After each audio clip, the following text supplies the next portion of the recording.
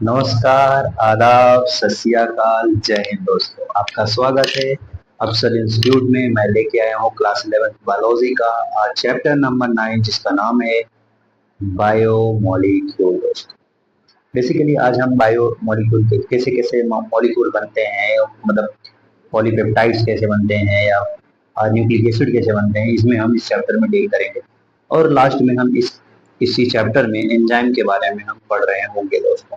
ठीक है, तो ज्यादा टाइम ना वेस्ट करते हुए हम अपने टॉपिक में मूव करते हैं।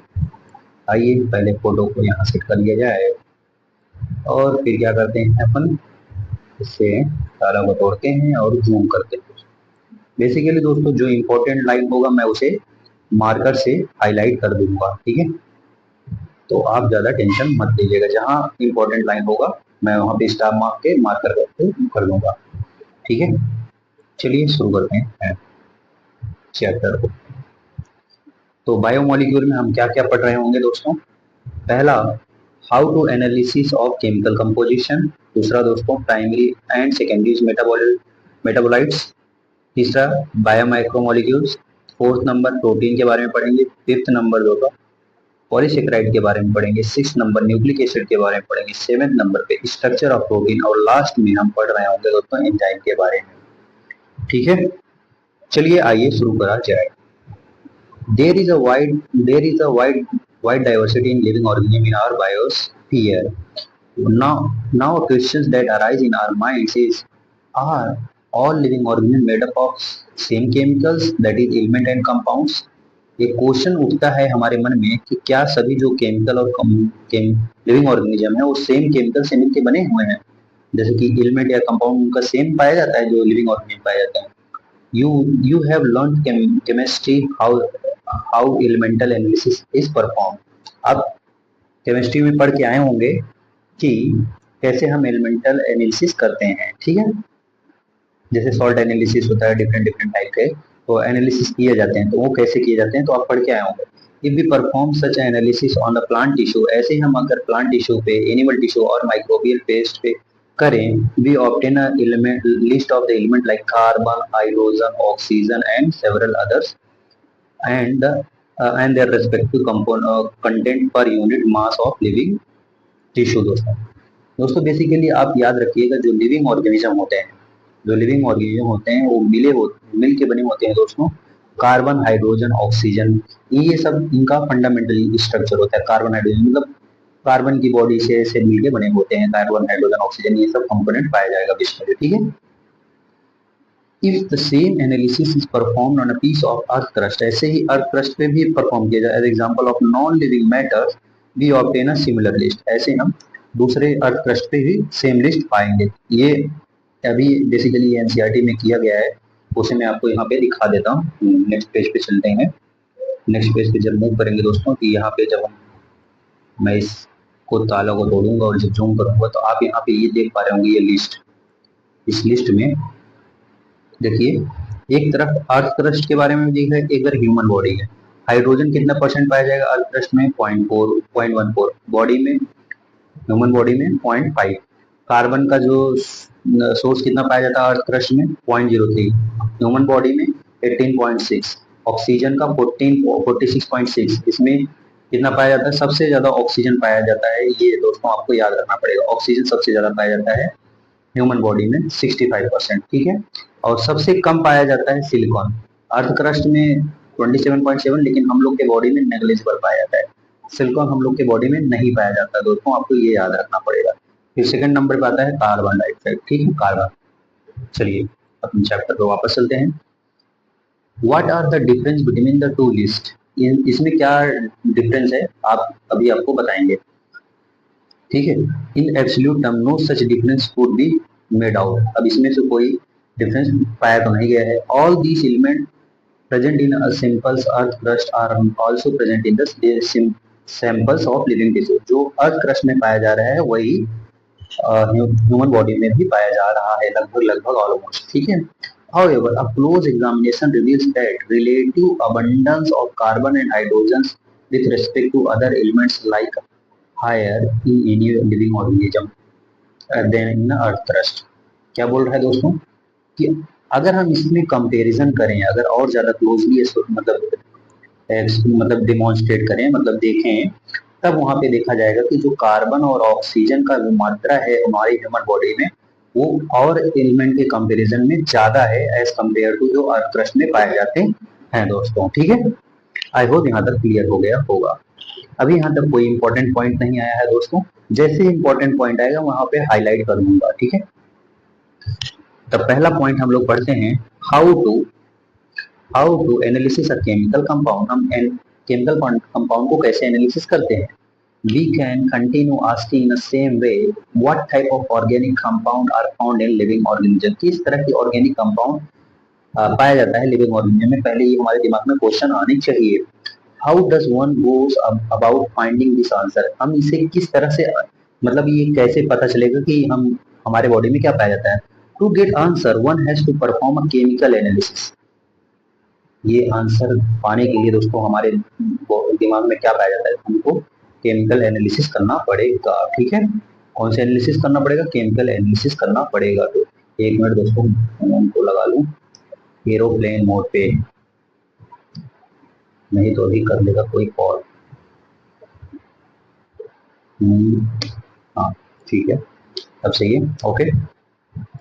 चलिए, we can take any living tissue. हम किसी भी लिविंग टिश्यू को ले सकते हैं, वेजिटेबल्स और पीस ऑफ लीवर, या तो वेजिटेबल ले सकते हैं या पीस ऑफ लीवर ले सकते हैं। मतलब अगर वेजिटेबल लेंगे तो प्लांट के सेल के बारे में पता चलेगा, और पीस ऑफ लीवर मतलब हमारे जो अंदर के लीवर के एक पीस ले लेंगे, काट लेंगे, तो वहां से भी पता चल जाएगा। लेकिन ये सब में रिस्की होता है, तो हम लोग सिंपल जो होता है वैसे, एंड ग्राइंड इन ट्राइक्लोरोएसिटेट। इसमें ग्राइंड करें, एक केमिकल डालेंगे दोस्तों उसमें, ट्राइक्लोरोएसिटेट। ये एग्जाम यहाँ पे फॉर्मूला है Cl3C C double bond OH। ठीक है, trichloroacetate using a mortar pestle. Mortar pestle पहले जो डॉक्टर होते थे या कोई भी जो होते थे दोस्तों, आप देखे होंगे जैसे सिलबट्टा होता है उसमें पीसते हुए हैं, वैसे मोटार पिस्टल एक छोटा सा आता था, उसमें उसमें दवा को पीसा जाता था। पहले लोग वो ना, पहले जो लोग डॉक्टर होते थे वो क्या करते थे, दवा को ऐसे डालते थे उसमें और उसको स्लरी बना के दे देते थे। जो बच्चों को क्या होता है, जो छोटे छोटे बच्चे नहीं होते, उनको पिलाने के लिए पानी के साथ दे देते थे, पी लेते थे, क्योंकि वो उतना बड़ा गोली खा नहीं पाएंगे, तो उनको स्लरी बना के दे देते थे उनको पुड़िया में, और फिर जाके पिला देते। तो वैसे मोटार पिस्टल आता है दोस्तों अभी मार्केट में, उसे लेते हैं, उसमें अंदर के इसमें रगड़ देंगे, चटनी बना देंगे, वही जो सिल ले गया। ठीक है, we obtain a thick slurry. अब हम मुंह में क्या थिक स्लरी मिलेगा, चटनी टाइप। ठीक है, sorry, if we were to strain this through if we were to strain this through cheese cloth. दोस्तों जो ये स्लरी बनी है, इसे अगर हम इसे गार लें, जैसे क्या होता है छन्नी से छान लें, तो ये चीज कॉटन नहीं होता, एक पतला सा कपड़ा ले लें कॉटन का, उसमें से स्लरी गिरा दें और उसमें पानी वाला नीचे चले जाए और जो बचा रहे मटेरियल ऊपर आ जाए। ठीक है, और cotton we would obtain two fractions. One cell is called filtrate, एक को फिल्ट्रेट बोलेंगे, और more technically it is acid soluble pools. जो दोस्तों पानी के रूप में नीचे गिर जाएगा, एसिड सोल्यूबल फूल होगा। And the second is retained, और जो ऊपर जो बचा रहेगा जो गाढ़ा वाला मटेरियल, वो रिटेंट होगा, एसिड इनसोल्यूबल फ्रैक्शंस। एक यहाँ से दोस्तों मोर टेक्निकली में बात करेंगे एसिड सोल्यूबल पूल और एसिड इनसोल्यूबल पूल की बात करेंगे। ठीक है, scientist have found thousands of organic compound in acid soluble pool. अब जो साइंटिस्ट होते हैं दोस्तों, अब जो उस चटनी की जो वहां पे वाटरी फ्लूइड आया है, उसमें बहुत thousands of chemical organic compound पाए गए हैं उस एसिड सोल्यूबल पूल में। ठीक है, समझ गए, आई होप यहाँ तक कोई दिक्कत नहीं हुआ होगा। चलिए नेक्स्ट पेज पे चलते हैं दोस्तों। नेक्स्ट पेज पे चलते ही, एक मिनट, नेक्स्ट पेज पे चलते ही क्या होगा, कि पहले से जूम कर लेते हैं बढ़िया से। In higher classes, you will learn about how to analyze a chemical living tissue samples and identify particular organic compound. It will suffice to say here that one extract compound, the subjected the extract to various separation technique till one has separated compound from the other compounds. यहाँ पे कोई बड़ी बात नहीं है दोस्तों, वो जो सेपरेट किया गया है कंपाउंड उसी की बात कर रहा है, ठीक है। In other words one isolate and purify a compound, जो आइसोलेट किए हैं उसे हम प्योरीफाई कर लेंगे। Analytical techniques when apply to the compound given us an idea to molecular formula, जो जब उसे एनालिसिस करेंगे तो वहां पे उसका मॉलिक्यूलर फॉर्मूला है and probably structure of compound, और इसी से स्ट्रक्चर ऑफ कंपाउंड मिल जाएगा। All the carbon compound that we get from the living tissue can be called biomolecules। जो कार्बन कंटेनिंग कंपाउंड होता है जो मिला हुआ है एसिड सॉल्युबल पूल में, वो क्या होता है, उसे हम कह सकते हैं बायोमोलिक्यूल दोस्तों। डिफरेंट डिफरेंट टाइप के कंपाउंड मिले होंगे, तो उन सब कंपाउंड के जिसमें कार्बन कंटेनिंग कंपाउंड है वो क्या कहलाएंगे, बायोमोलिक्यूल कहलाएंगे, ठीक है। However, living organism have also got inorganic element and compound in them। दोस्तों अब लिविंग ऑर्गेनिज्म ऐसा है नहीं कि सिर्फ ऑर्गेनिक कंपाउंड से मिलके बना, उसमें इनऑर्गेनिक कंपाउंड भी पाए जाते हैं, ठीक है। A slightly different but destructive experiment has to be done। One weighed a small amount of living tissue, says a leg or liver, and the tissue called a wet weight, उसका wet weight लिए हैं and dry all the all the water evaporate, अब उसे क्या करें water में सिखा देंगे, मतलब उसका वाटर निकाल देंगे। The remaining material give us dry weight, और जो जो बचा हुआ मटेरियल है उसे वो क्या देता है, dry weight. Now if the tissue is fully burn, अगर हम उस टिश्यू को जला दें all the carbon compound are oxidized to gases form CO2 and water vapours are remove, what is remaining is called ash. अब बाद में जो बचा है उसको क्या होता है, S. This S contain inorganic element like calcium magnesium etcetera. दोस्तों ऊपर हम लोग जो एक्सपेरिमेंट किए थे वहां पे ऑर्गेनिक कंपाउंड के एक्सपेरिमेंट, ऑर्गेनिक कंपाउंड पाने के लिए हम एक्सपेरिमेंट किए थे। अब जो दूसरा एक्सपेरिमेंट कर रहे हैं दोस्तों, इसमें क्या कर रहे हैं, कोई लीफ ले रहे हैं या कोई लीवर सेल ले रहे हैं, उसे सनलाइट में रख दे रहे हैं, सूख जाएगा। जब सूख जाएगा फिर इसके बाद क्या कर रहे हैं, उसे जला दे रहे हैं। जब जला देंगे तो उसमें ऐश बचेगा, जो ऐश होगा उस ऐश में, ऐश मतलब राख, जब राख में देखेंगे दोस्तों उसमें कैल्शियम मैग्नीशियम ये सब के डिफरेंट डिफरेंट टाइप के इनऑर्गेनिक मटेरियल पाए जाएंगे। समझ गए? आई होप यहाँ तक क्लियर हो गया होगा। चलिए, inorganic compound like sulfate, phosphate, etc. are also been seen in acid soluble fractions। ठीक है, therefore elemental analysis gives elemental composition of living tissue in the form of hydrogen, oxygen, chlorine, carbons, etc. While analysis for compound given as an idea of kind of organism, ठीक है, and organic and inorganic constituent, organic and inorganic constituent present in the living tissue। From the chemistry point of view, one can identify functional groups like aldehyde, ketones, aromatic compounds, etc. But from biological point of view, we shall classify them into amino acids, nucleotide base and fatty acid। हम जब हम उसे chemistry point of view से देखेंगे उसमें aldehyde, ketone, aromatic compound उसमें रखेंगे। लेकिन हम biology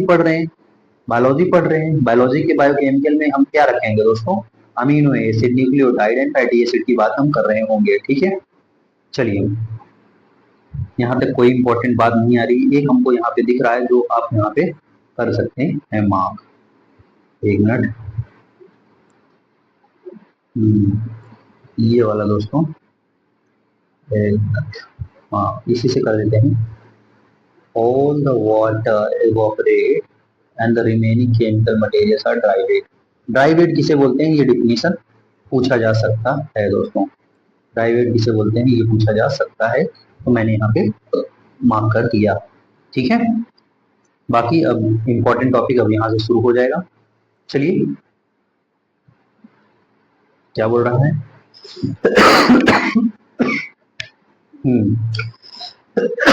excuse me, sorry. Amino acid are organic compound, amino acid जो होते हैं वो ऑर्गेनिक कंपाउंड होते हैं containing an amine group and the acidic group of as substituent on the same carbon, that is alpha carbon. क्या बोल रहा है दोस्तों, जो अमीनो एसिड होते हैं वो ऑर्गेनिक कंपाउंड होते हैं, जाहिर सी बात है, और उसके पास अमाइन ग्रुप प्रेजेंट होते हैं एंड एसिडिक ग्रुप प्रेजेंट होते हैं as substituent, acidic group as substituent on the same carbon, उसी कार्बन पे अल्फा कार्बन जिसे बोलते हैं, उसी कार्बन पे अमीनो एसिड प्रेजेंट होता है। आइए हम आइए हम आपको डायग्राम दिखा देते हैं, तो इससे आपको क्लियर हो जाएगा। नेक्स्ट पेज पे है वो डायग्राम। बेसिकली यहाँ पे हम अगर जूम करेंगे तो आपको ये डायग्राम दिख रहा होगा। बेसिकली ये जो कार्बन है दोस्तों, इसका हाइब्रिडेशन क्या है, अल्फा। अल्फा कार्बन मतलब sp3 कार्बन है, सॉरी ये कौन सा कार्बन है, sp3 कार्बन है, ठीक है। sp3 कार्बन होगा मतलब एक दो तीन चार, चार सिग्मा बॉन्ड मतलब sp3 हाइब्रिडेशन। sp3 हाइब्रिडेशन बोले तो ये अल्फा कार्बन, अल्फा कार्बन, ठीक है। अब इसके पास एक हाइड्रोजन है तो अल्फा हाइड्रोजन हो जाएगा, तो उससे हमको नहीं लेना है, बस अल्फा कार्बन पता करना है, ठीक है। अब यहाँ पे डिफरेंट डिफरेंट ये जो देखिए आर ग्रुप लगा है, यहाँ पे आर ग्रुप डिफरेंट लग सकता है, ठीक है। ये बेसिकली एक अमाइनो स्ट्रक्चर दिखाया गया है, अमाइन ग्रुप यहाँ पे दिखाया गया है, अमाइनो एसिड, ठीक है। आई होप समझ गए होंगे यहाँ तक। तो ये इंपॉर्टेंट है, यहाँ पे मैं मार्क कर दे रहा हूँ। जो अमाइनो एसिड होता है वो ऑर्गेनिक कंपाउंड होता है, इसके पास अमाइन ग्रुप लिए रहता है और एसिडिक ग्रुप रहता है as a substituent on same carbon, ये बहुत इंपॉर्टेंट है, दैट इज अल्फा कार्बन, ठीक है दोस्तों। Hence they are called alpha amino acid, इसलिए हम इन्हें क्या बोलते हैं, अल्फा अमीनो एसिड बोलते हैं दोस्तों। ये बहुत इंपॉर्टेंट वाली बात हो जाती है कि अल्फा अमीनो एसिड किसे बोलते हैं, तो आप लोगों को पता होना चाहिए। They are substituted methanes, they are substituted methane, there are four substituent group occupy on the four valency position। अब वहां पे R ग्रुप रहेगा, जैसे यहाँ पे कार्बन है दोस्तों, अब इसके पास चार चार वैलेंसी, अब चारों अलग अलग लग सकते हैं, ठीक है। There are four substituent group occupying four valency position। यहाँ पे जैसे C डबल बॉन्ड OH था, यहाँ पे R ग्रुप था, यहाँ NH3 ग्रुप था, यहाँ पे एक हाइड्रोजन लगा हुआ था, ठीक है। ये R ग्रुप वेरी करता है, अभी यहाँ आगे पढ़ेंगे। These these are hydrogen carboxylic group and amino group and a variable designated R group, ठीक है। क्या क्या है इस कार्बन के पास, अमीनो एसिड दिखेगा, अमाइन ग्रुप दिखेगा और हाइड्रोजन ग्रुप दिखेगा और एक आर ग्रुप दिखेगा जो वेरिएबल होगा। यहाँ पे ये आर एच भी हो सकता है, ये आर सी एच थ्री भी हो सकता है, ये आर सी एच टू, ठीक है, सॉरी यहाँ पे मैं लिखता हूँ थोड़ा सा दूर करके, ये आर क्या क्या हो सकता है, एच हो सकता है, सी एच थ्री हो सकता है और C H two O H भी हो सकता है दोस्तों, ठीक है, समझ गए। तो जब आर वेरी करेगा तो वहां पे उसका नाम भी चेंज होता रहेगा, आगे हम बताएंगे, ठीक है। Based on the nature of R, R का जो नेचर होगा, there are many amino acid, यहाँ पे कई सारे अमीनो एसिड बनते हैं। Those which occur in proteins, जो प्रोटीन में होते हैं, और ओनली 20, जो प्रोटीन में होते हैं वो केवल 20 ही अमीनो एसिड होते हैं दोस्तों, आपको याद रखना पड़ेगा। चलिए अगले नेक्स्ट पेज पे चलते हैं, ठीक है। यहाँ पे जो इम्पोर्टेंट है पहले मैं वो मार्क कर देता हूँ, ठीक है। तो कौन कौन से ग्रुप हैं, हाइड्रोजन है, कार्बोक्सिलिक ग्रुप, अमाइनो ग्रुप है एंड वेरिएबल आर ग्रुप है। बेस्ड, हाँ दोस्तों ये इंपॉर्टेंट है, ये बहुत ज्यादा इंपॉर्टेंट है। यहाँ पे कलर मैं चेंज करना चाहूंगा। Based on the nature of R group, R group के मतलब कभी कभी पूछा जाता है किसके बेस पे, मतलब किसके बेस पे, on the basis of which, तो बेस्ड ऑन आर ग्रुप कई सारे अमीनो एसिड हो सकते हैं और प्रोटीन में कितने होते हैं, ओनली 20 अमीनो एसिड होते हैं। चलिए नेक्स्ट पेज पे चलते हैं। नेक्स्ट पेज पे आते ही हम पेन ले लेते हैं और नीचे करते हैं, ठीक है। 20 टाइप ऑफ अमीनो एसिड बनते हैं। आइए बात करते हैं। The R group in this proteinaceous amino acid should be the hydrogen, क्या हो सकता है, हाइड्रोजन बताया, मिथाइल ग्रुप हो सकता है और हाइड्रोक्सिल मिथाइल ग्रुप जो कि CH2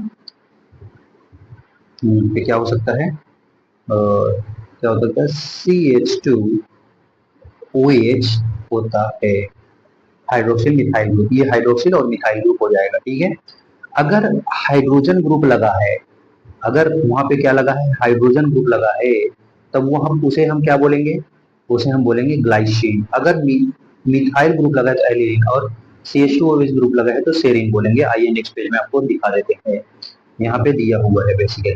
पहले हम इसको क्या करेंगे, ताला को तोड़ेंगे और जूम कर लेंगे, फिर आपको हम यहाँ पे दिखा देंगे। देखिए यहाँ पे देखिए, अगर आर की जगह एच लगा है तो ग्लाइसिन है, और अगर आर की जगह CH3 के लगा तो एलिनिन है, अगर आर की जगह CH CH2 और OH लगा है तो इसे बोलते हैं सेरीन। क्या बोलते हैं? सेरीन।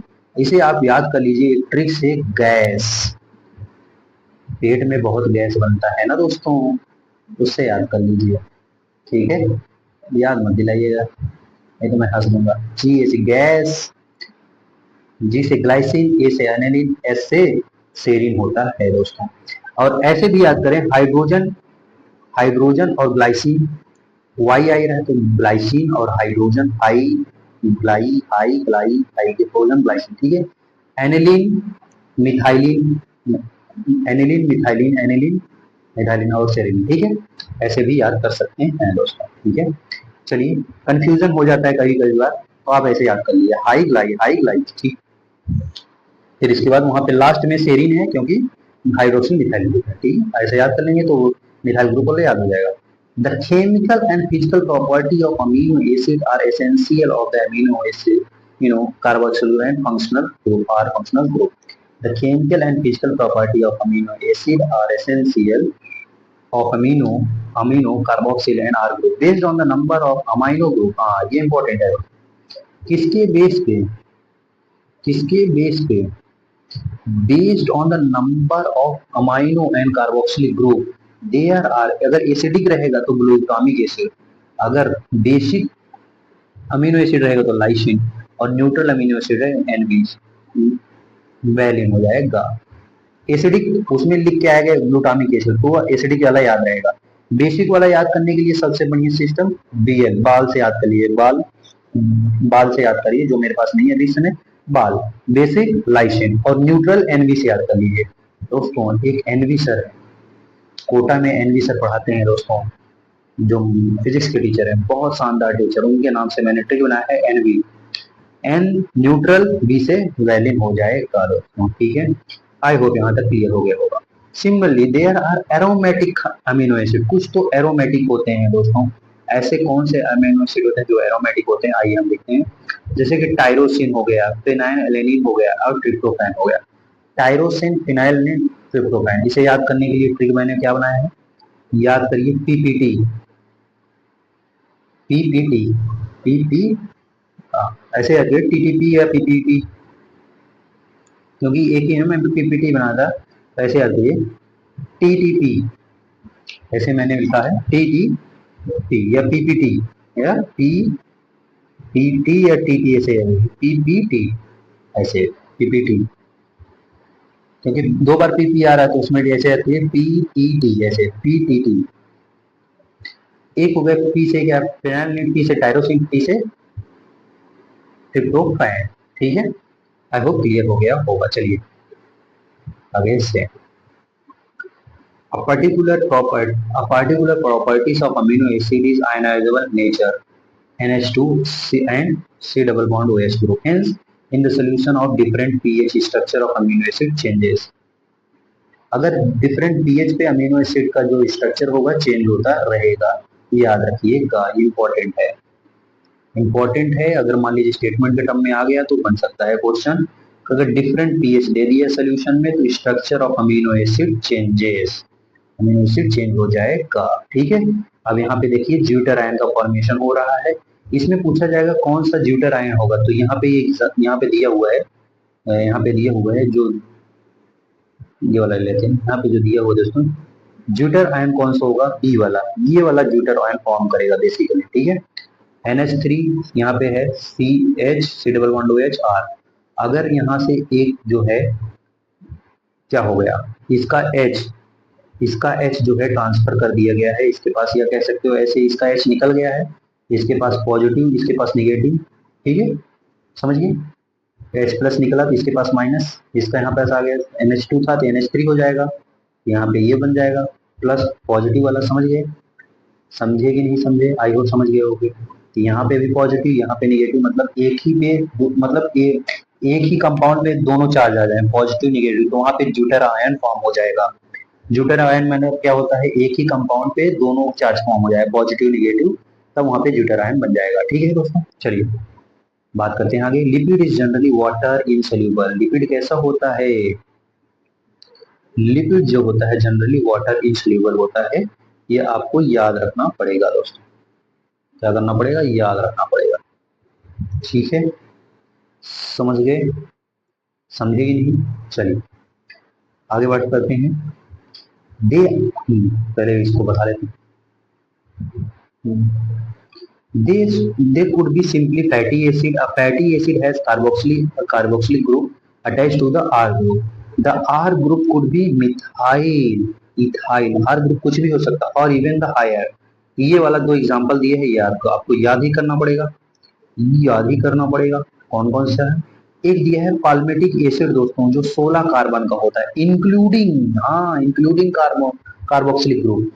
16 कार्बन का होता है लेकिन इंक्लूड करके कार्बोक्सिलिक ग्रुप। और एक होता है एर्कोनेटिक एसिड, जो कि 20 कार्बन का होता है, इंक्लूडिंग, इसका भी इंक्लूडिंग होगा कार्बोक्सिलिक ग्रुप का। आइए हम आपको नेक्स्ट पेज पे दिखा देते हैं कि वो कहाँ दिया है। चलिए ये यहाँ पे देखिए, कहाँ गया, हाँ ये आप ये वाले स्ट्रक्चर देखिए। पाल्मेटिक एसिड दिया है 14 कार्बन, ये 15 और एक 16, ये इसका मतलब इंक्लूडिंग है कार्बोक्सिल, ये हो गया पाल्मेटिक। और ऐसा ऐसे यहाँ पे हो जाएगा 18 19 20, तो ये हो जाएगा एर्कोनाइडिक एसिड। ठीक है, समझ गए, आई होप समझ गए हो गए। चलिए अब बात करते हैं नेक्स्ट पे, क्या है, a fatty acid could be saturated. Fatty acid कैसे हो सकता है सैचुरेटेड?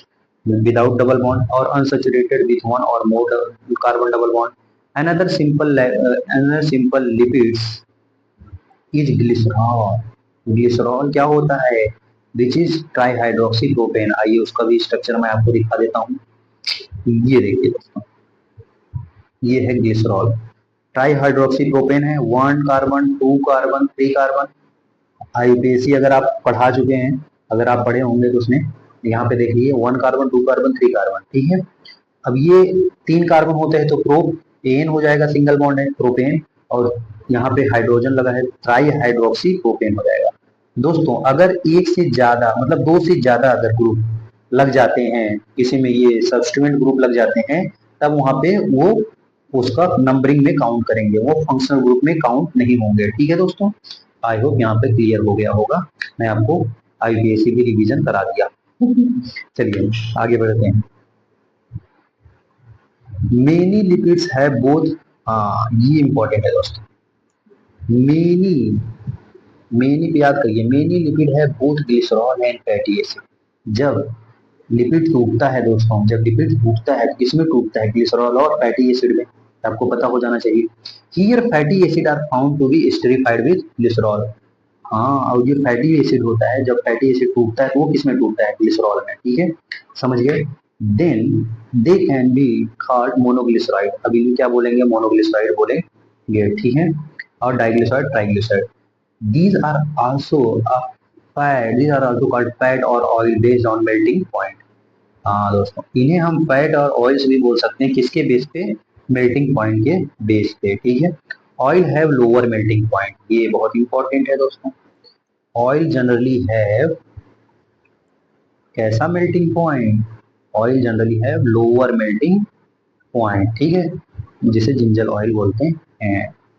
चलिए, hence remain oilless in winter। Can you identify a fat from market? Can you identify fat from market? Some lipids have a phosphorus or phosphorylated organic compound in them। They are phospholipid होते हैं। ये क्या होते हैं? phospholipid। They are found to in cell membrane। cell membrane में ये दोस्तों लेस्थिन, ये एग्जांपल इंपॉर्टेंट है। लेस्थिन कहाँ पाया जाता है?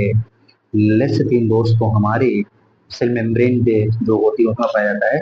लेस्टिन इज वन एग्जांपल ऑफ जो फॉस्फोलिपिड होता है। ठीक है, ये भी आपको स्ट्रक्चर यहाँ पे दिया हुआ है। आइए नेक्स्ट एग्जांपल यहाँ देखिए, ये देखिए लेस्टिन दिया हुआ है, फॉस्फोलिपिड सेल के मेम्ब्रेन पे पाया जाता है। जब मैं सेल मेम्ब्रेन पढ़ा रहा था तो वहां पे बताया था कि जो वहां पे फॉस्फोलिपिड पाया जाता है, तो फॉस्फोलिपिड वो किससे बना होता है? लेस्टिन से। ठीक है, आई होप चला समझ आ गया होगा। Some tissue, especially the neural tissue, हाँ दोस्तों, some tissue, especially the neural tissue, have lipid with more complex structure। ये important है। कुछ टिश्यू ऐसे हैं जो न्यूरल टिश्यू हैं, उनके पास लिपिड है, लेकिन वो कैसे हैं? मोर कॉम्प्लेक्स स्ट्रक्चर होते हैं। चलिए बात करते हैं आगे। आगे कौन सा कलर ले लें? हम ले लेते हैं पिंक कलर। ठीक है, ये ठीक रहेगा। Living organism have a numbers और living organism have a number of carbon compound in which heterocyclic ring can be formed, heterocyclic ring can be formed. Some of these are nitrogenous base, कुछ nitrogenous base होते हैं जैसे कि adenine होता है, guanine होता है, साइटोसिन होता है, यूरासिल होता है, थायमाइन होता है। ठीक, when found to attach to the sugar, जब सुगर से अटैच हो they are called न्यूक्लियोसाइड। जब नाइट्रोजन बेस, यहाँ से अभी तो बनाएंगे, जब नाइट्रोजन बेस अटैच हो जाए सुगर से, किससे, सुगर से, तब इन्हें क्या बोलते हैं, तब हम इन्हें बोलेंगे न्यूक्लियोसाइड बोलेंगे। क्या बोलेंगे, न्यूक्लियोसाइड्स। ठीक है। If phosphate group is also found esterified to the sugar they are called nucleotide, तब उन्हें क्या बोलेंगे, न्यूक्लियोटाइड। जैसे अगर नाइट्रोजन बेस है प्लस सुगर है और अगर इसी से सुगर से अटैच हो जाए क्या, फॉस्फेट ग्रुप, तब यहाँ पे आ जाता है क्या, इसे, इस टर्म को बोलते हैं न्यूक्लियोटाइड। क्या बोलेंगे, न्यूक्लियोटाइड बोलते हैं दोस्तों। ठीक है, समझ गए। आइए, आपको यहाँ समझ आ गया। जैसे यहाँ पे देखिए एग्जांपल दिया है, एडिनोसिन, गुआनोसिन, थाइमाइडिन, यूराडिन एंड साइटोसिन। ये क्या है, अगर सीन लगा है, ये देखिए ये लास्ट में सीन लगा है तो क्या होगा, न्यूक्लियोसाइड होगा। लेकिन एडेनिलिक एसिड, एसिड अगर adenylic, थाइमाइडिलिक acid, गुआनिलिक acid, यूराडिलिक acid, एसिटिलिक acid, ये क्या है, न्यूक्लियोटाइड होते हैं दोस्तों। Nucleic acid like DNA and RNA consist of nucleotide only. बहुत इंपॉर्टेंट एग्जांपल आ गया, यहाँ से मैं एक स्टार मार्क दे देता हूँ। जो न्यूक्लिक एसिड है उसके पास डीएनए एंड आरएनए कंसिस्ट होता है केवल। ठीक है, समझे, समझे कि नहीं समझे। एंड डीएनए आरएनए फंक्शंस है जेनेटिक मटेरियल। जेनेटिक मटेरियल की तरह कौन काम करता है, डीएनए एंड आरएनए काम करता है दोस्तों। ठीक है, ओके, चलिए नेक्स्ट पेज पे चलते हैं। नेक्स्ट पेज पे दोस्तों डायग्राम दिया है, पहले हम आपको क्लियर कर दिया जाए पूरा डायग्राम। आइए, पहले से हम क्या कर लें, रब रब रब रब रब रब कर देते हैं। ठीक है, चलिए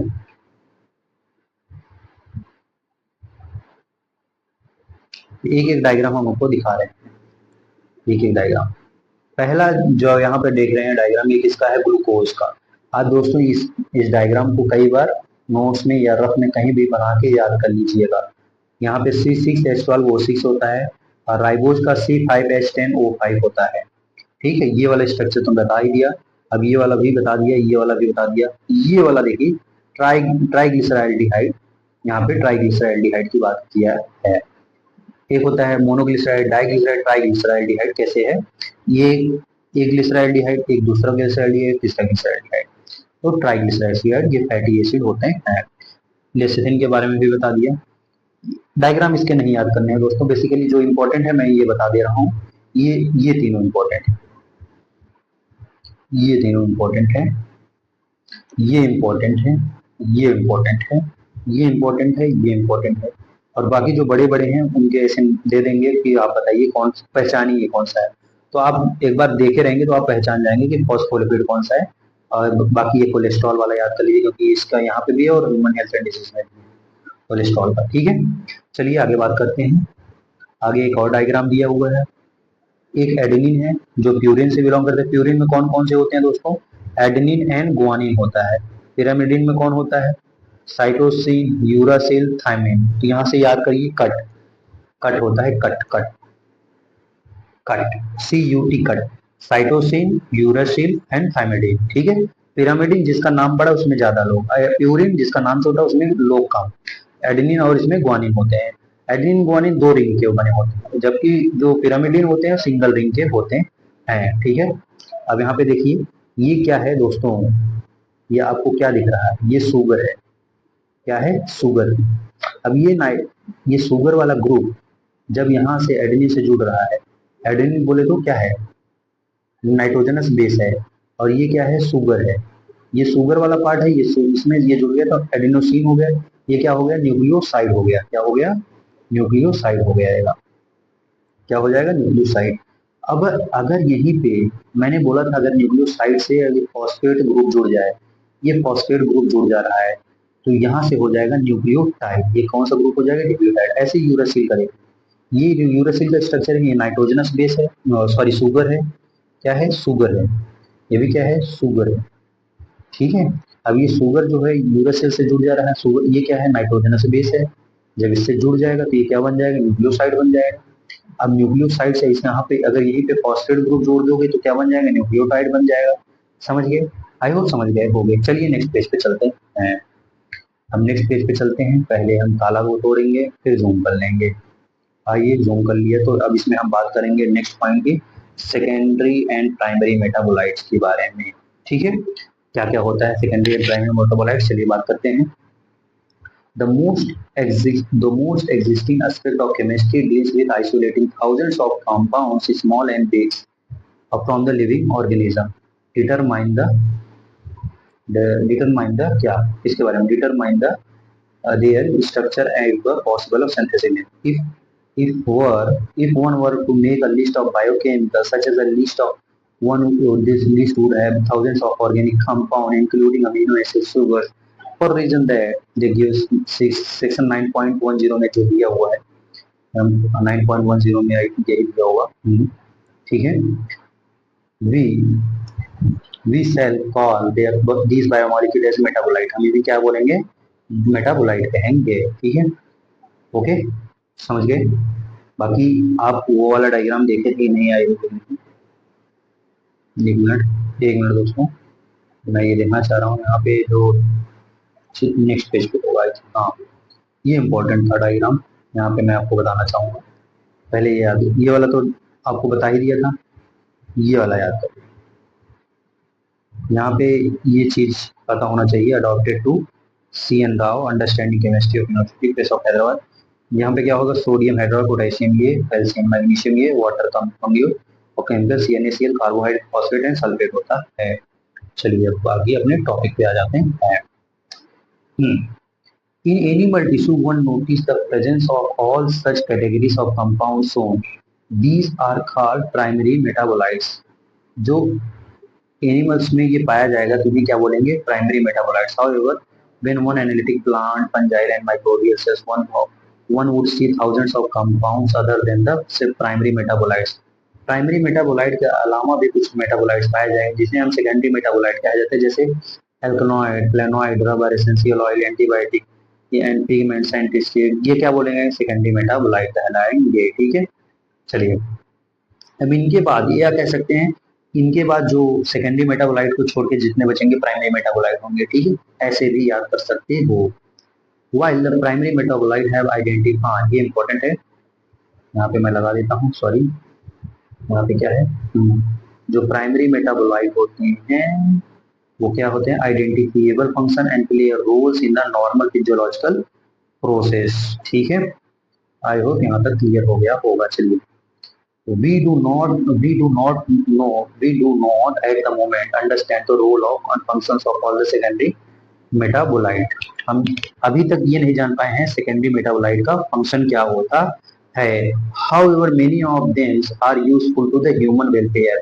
लेकिन ऐसे बहुत सारे हैं जो ह्यूमन वेलफेयर के लिए यूज होते हैं, ह्यूमन के फायदे के लिए, जैसे रबर हो गया, ड्रग्स हो गया, स्पाइसेस हो गया, सेंट हो गया, गम्स हो गया, पिगमेंट्स हो गया, ये सब क्या है, सेकेंडरी मेटाबोलाइट्स। सम सेकेंडरी मेटाबोलाइट्स है इकोलॉजिकल इंपॉर्टेंस होता है, वो आगे पढ़ेंगे, पहले यहाँ पे देखिए।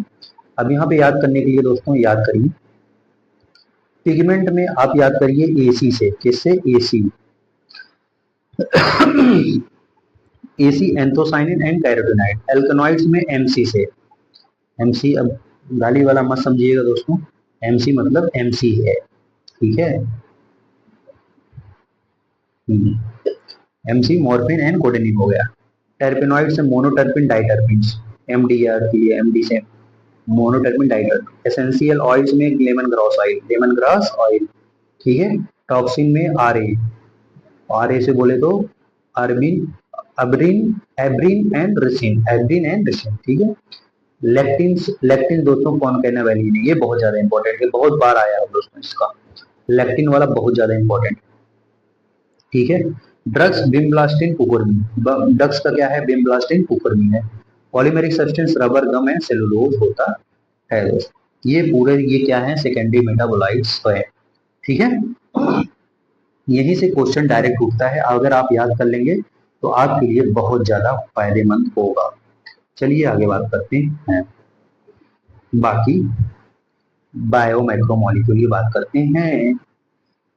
क्या होता है बायो माइक्रोमोलिक्यूल्स, ठीक है, क्या होता है।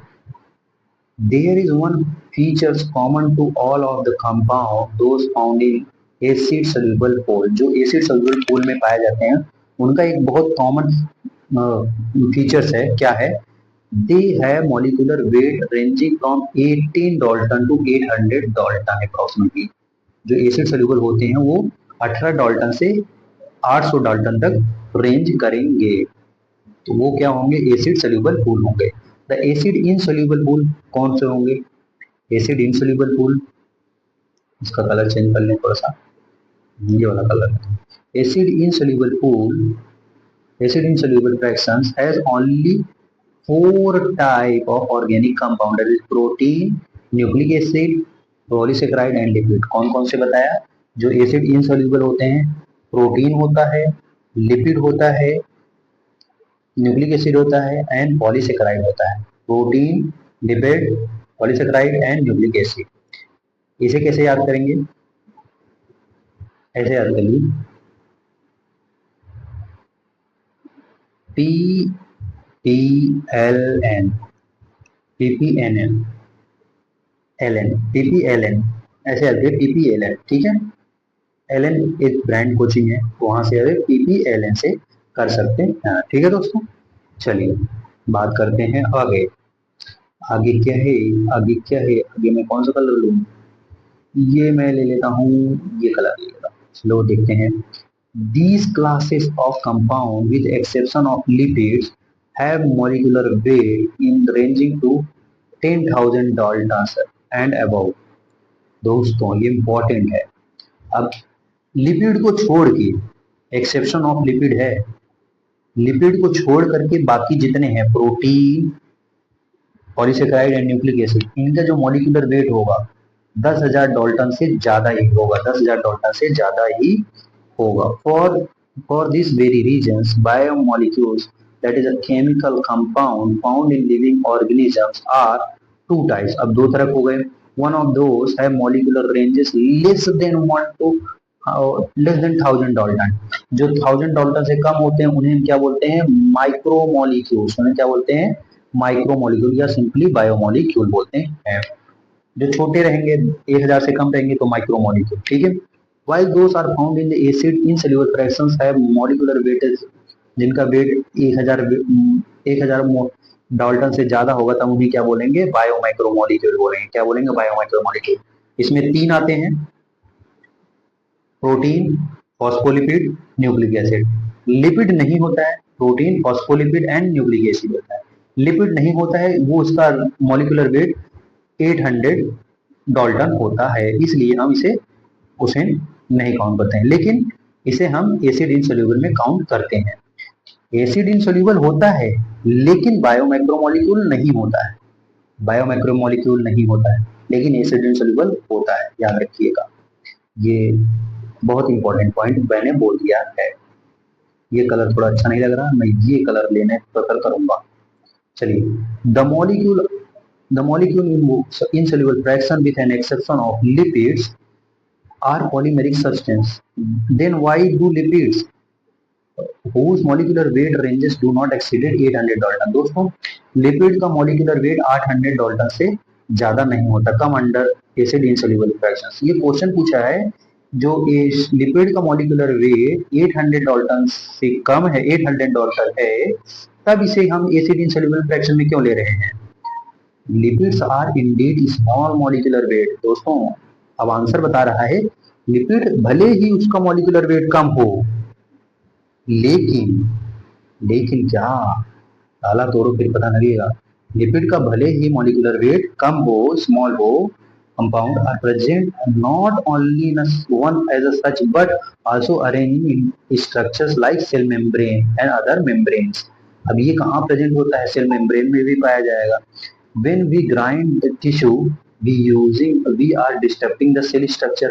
जब हम टिश्यू को ग्राइंड करेंगे, उसमें स्लरी बनाएंगे, हम उसके स्ट्रक्चर को डिस्टर्ब करेंगे. Cell membrane and other membranes are broken into pieces. और कई सारे उनके मेम्ब्रेन भी ब्रोकन हो जाएंगे पीसेस में, ठीक है. और विशेष वाटर इनसोल्यूबल, और वो जो अगर हम उसमें निकालेंगे तो वाटर इनसोल्यूबल होंगे. वाटर इनसोल्यूबल होंगे तो बेसिकली वो क्या होंगे? acid insoluble pool होंगे. Therefore these membrane fragments are vessels get separated along the acid insoluble pool. अब ये acid insoluble से सेपरेट किए जाएंगे. Hence the macromolecule fractions lipid are not strictly macromolecule. Lipid इसलिए macromolecule नहीं है. ये इंपॉर्टेंट लाइन आ गई है, यहाँ पे मैं हाईलाइट कर देता हूँ. Lipids are not strictly macromolecule. ठीक है दोस्तों, आई होप समझ गए होंगे. चलिए बात आगे करते हैं. आगे क्या बात है? आगे बहुत इंपॉर्टेंट बात है, चलिए बात करते हैं. द एसिड सोल्यूबल रिप्रेजेंट्स रफली द साइटोप्लाज्मिक कंपोजिशन. किसके कंपोजिशन को मेंटेन करता है? साइटोप्लाज्मिक कंपोजिशन को करता है, दर्शाता है. ठीक है. The macromolecules from cytoplasmic organelles becomes acid insoluble. जो मैक्रोमोलिक्यूल होते हैं जो साइटोप्लाज्म में पाए जाते हैं, cytoplasm or organelles becomes acid insoluble fraction.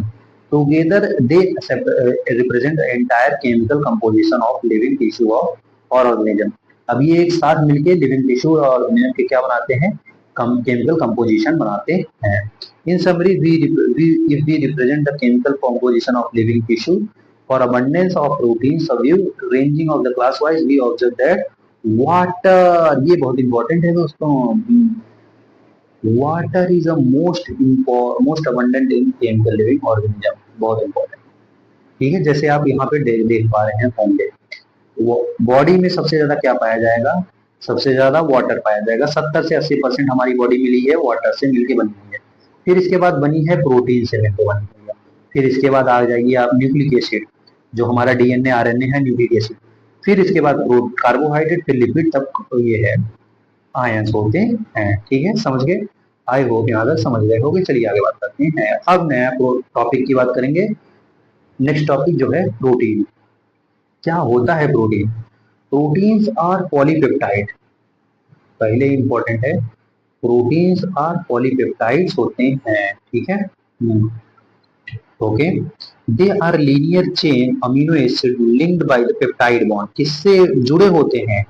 Protein एक प्रोटीन दूसरे प्रोटीन से, दूसरे प्रोटीन तीसरे प्रोटीन से किससे जुड़े होते हैं? पेप्टाइड बॉन्ड से प्रेजेंट होते हैं.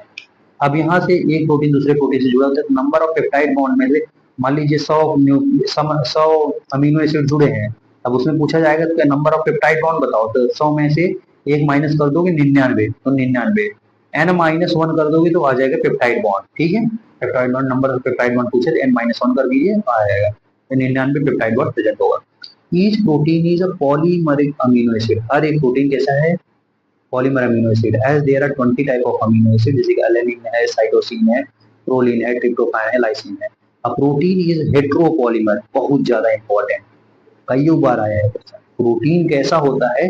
हेट्रोपॉलीमर होता है. यहाँ पे मैं स्टार मार्क लगाना चाहूंगा. हाँ, प्रोटीन दोस्तों हेट्रोपॉलीमर होता है, नॉट अ होमोपॉलीमर. ठीक है, कई बार याद आया. चलिए करते हैं. Not a homopolymer. A homopolymer has only one type of monomeric representing n number of times. ठीक है. This information about the amino acid contents is important at a later in your nutrition lessons. जब आप nutrition chapter पढ़ रहे होते थे पहले, तो वहाँ पे इम्पोर्टेंट था. अब यहाँ पे ज्यादा इम्पोर्टेंट नहीं है. You will learn that the certain amino acid are essential for our health. कई सारे अमीनो एसिड हमारे जो अमीनो एसिड है हमारे हेल्थ के लिए बहुत इंपॉर्टेंट होते हैं, लेकिन अब हम पर पढ़ना नहीं है. हमें अब यहाँ पे दो चीज देखना है दोस्तों. अगर हम डाइटरी से ले रहे हैं, अगर हम अमीनो एसिड, मतलब दो तरह का अमीनो, एक एसेंशियल अमीनो एसिड होता है, एक नॉन एसेंशियल होता है. एसेंशियल अमीनो एसिड क्या होता है? एसेंशियल अमीनो एसिड जो हम खाते हैं, जो हम फूड से लेते हैं, वो क्या होता है? एसेंशियल अमीनो एसिड होता है. जो हम खाते हैं, जो अपने डाइट से लेते हैं, ऐसा है अपने डाइट से ले रहे हैं अमीनो एसिड, वो एसेंशियल अमीनो एसिड हो गया। लेकिन जो हमारी बॉडी खुद बना रही है, जो खुद बना रही है, वो नॉन एसेंशियल अमीनो एसिड हो। Amino acid can be non essential जब हमारी बॉडी खुद बना रही होगी, ठीक है, समझ गए। अगर हम वो एसेंशियल ले रहे हैं अपने फूड से, फूड के थ्रू ले रहे हैं तो वो एसेंशियल, अगर जो नहीं ले रहे हैं फूड के द्वारा वो नॉन एसेंशियल, क्योंकि हमारी बॉडी खुद बना रही है। Protein carry out many functions of living organism, some of transport nutrients, some of fight infections, some hormone, some place enzyme. आइए आपको यहाँ पे दिखा देते हैं, जो यहाँ पे ये दिया हुआ है। देखिए जैसे कोलेजन है, कोलेजन का काम क्या है? कोलेजन का काम है intracellular ground substance, sorry intercellular ground substance होता है। ट्रिप्सिन एक एंजाइम होता है। इंसुलिन क्या होता है? हार्मोन होता है। Antibiotic fight infectious agent. Receptor क्या होता है? सेंसरी रिसेप्टर, इसमें पाए जाते हैं, इसमें टेस्ट हार्मोन। और ग्लूकोज, ये बहुत इंपॉर्टेंट है, कई बार पूछा गया है। इनेबल मतलब हमेशा ग्लूकोज का ट्रांसपोर्ट कराता है, इनेबल मतलब हमेशा ग्लूकोज का ट्रांसपोर्ट कराता है इनटू द सेल्स, ठीक है, समझ गए? आई होप यहाँ समझ गए होगे। चलिए आगे बढ़ते हैं, आगे बढ़ते हैं, ताला तोड़ते हैं, इसे जूम करते हैं, ठीक है। आइए, collagen is the most abundant protein in the animal bodies. ये बहुत इंपॉर्टेंट है दोस्तों, इसे भी मैं हाईलाइट कर ही देता हूँ, हाईलाइट कर ही देता हूँ। Collagen is the most abundant protein in the animal bodies, ठीक है। आइए, रूबिस्को क्या है? Ribulose, ribulose bisphosphate carboxylase oxygenase, rubisco is the most abundant protein in whole biosphere. पूरे बायोस्फीयर में जो है सबसे ज्यादा कौन अबंडेंट है? रूबिस्को। होल बायोस्फीयर में मोस्ट अबंडेंट प्रोटीन कौन होता है? रूबिस्को। एनिमल में मोस्ट अबंडेंट कोलेजन होता है, ठीक है।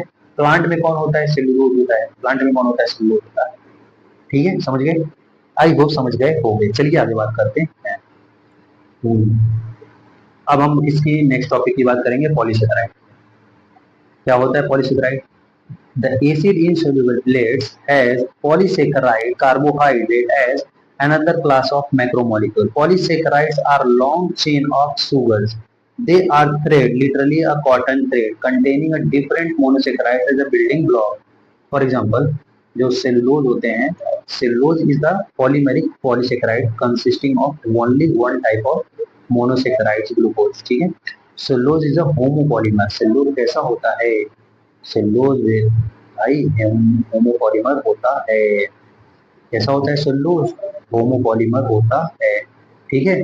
Starch is a variant, starch is variant of this but present as a storehouse of the energy in a plant tissue. Animals another type of glycogen. Starch कहाँ होता है? Store होता है in plant में, प्लांट में store किया जाता है। एनिमल में क्या स्टोर होता है? ग्लाइकोजन, हाँ। चलिए नेक्स्ट इंपॉर्टेंट आ गया है, insulin is a polymer of fructose. Cellulose is homopolymer, और किसका है? सेलुलोज इज होमोपॉलीमर होता है, ठीक है, होमोपॉलीमर होता है। भैया कह सकते हो सेलुलोज जो होता है होमोपॉलीमर किसका होता है? ग्लूकोज का होता है। और सेलुलोज इज सेलुलोज के पास पॉलीमेरिक सब्सटेंस होता है ना, only one type of monomeric, जैसे कि ग्लूकोज। तो होमोपॉलीमर किसका होता है? ग्लूकोज का, ठीक है। स्टार्च जैसे होता है, वहां पे स्टोर हाउस किसका होता है? प्लांट में। एनिमल में क्या स्टोर होता है? ग्लाइकोजन का। इंसुलिन जो होता है पॉलीमर किसका होता है? फ्रक्टोज का। याद रहेगा, याद रहना चाहिए दोस्तों। हाँ, अब बहुत इंपॉर्टेंट पॉइंट आ गया है, बहुत ज्यादा इंपॉर्टेंट आ गया है। क्या है? The right end is called as reducing end and the left end is called non reducing end. अब मान लीजिए ये जो राइट एंड है मेरा, राइट हैंड है, और मेरा ये लेफ्ट हैंड, ठीक है, दिख नहीं रहा होगा आपको, बस इसे समझो। ये मेरा राइट हैंड है, ये मेरा लेफ्ट हैंड है। ये राइट हैंड ये कैसा होगा? रिड्यूसिंग। ये लेफ्ट हैंड है, ये कैसे होगा? Non reducing. Reducing non reducing, reducing non reducing. अभी याद करिएगा, ये है रिड्यूसिंग, ये है non reducing, reducing non reducing, reducing non reducing. Right hand reducing, left hand non reducing, ठीक है, याद रखिएगा। R R R R reducing right hand, समझ गए? Left hand non reducing. It has a branch as a son in a cartoon. अब यहाँ पे cartoon दिखाया गया, वहां पे दिखाया स्टार्च फॉर्म्स हेलिक्स और secondary structure. In fact starch can, ये इंपॉर्टेंट है दोस्तों, ये इंपॉर्टेंट है, हाँ। Starch can hold I2 molecule on the helix of portions. Starch I2 molecule blue colour, इसका कलर पूछता है कौन सा कलर हो जाता है। स्टार्च आयोडीन को होल्ड करता है क्योंकि वो हेलिक्स स्ट्रक्चर फॉर्म करता है और वो ब्लू कलर होता है। कैसा होता है? ब्लू कलर होता है। समझ गए?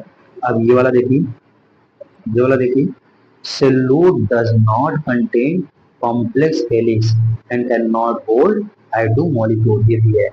कई बार ये पूछा था कौन ऐसा कंपाउंड है जो आयोडीन को होल्ड नहीं करता है। सेलुलोज, सेलुलोज होल्ड नहीं करता है कॉम्प्लेक्स हेलिक्स, जैसे can not hold I2 molecule. ठीक है, समझ गए? आइए हम इसका स्ट्रक्चर दिखा देते हैं। तो आप ये देख पा रहे हो ड्रामेटिक ग्लाइकोजन का, इसका है ग्लाइकोजन का ये डायग्राम दिखाया जा रहा है दोस्तों। चलिए आगे बात करते हैं, आगे बात करते हैं। ये इतना इंपॉर्टेंट डायग्राम नहीं था, ठीक है। पहले हम क्या करें, ताला को तोड़ें फिर से जूम कर लेते हैं।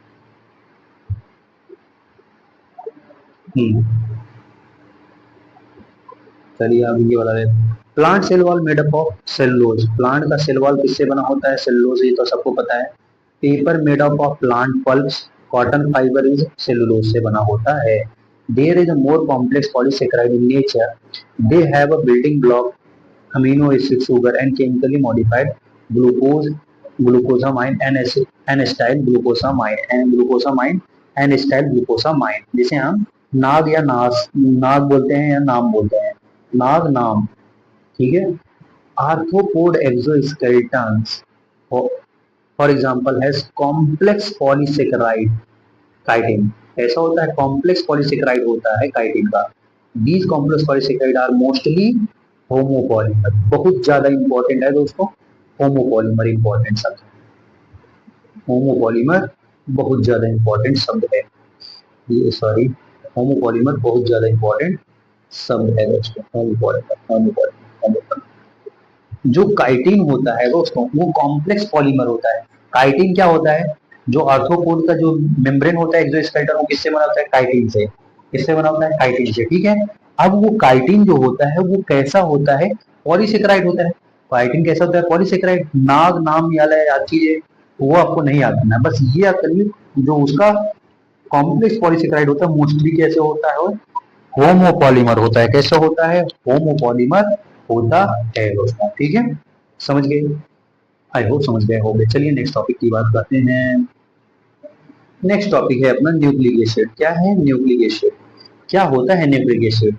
The other type of macromolecule that one would be find in acid insoluble fractions of any living tissue is called nucleic acid। क्या बोल रहा है?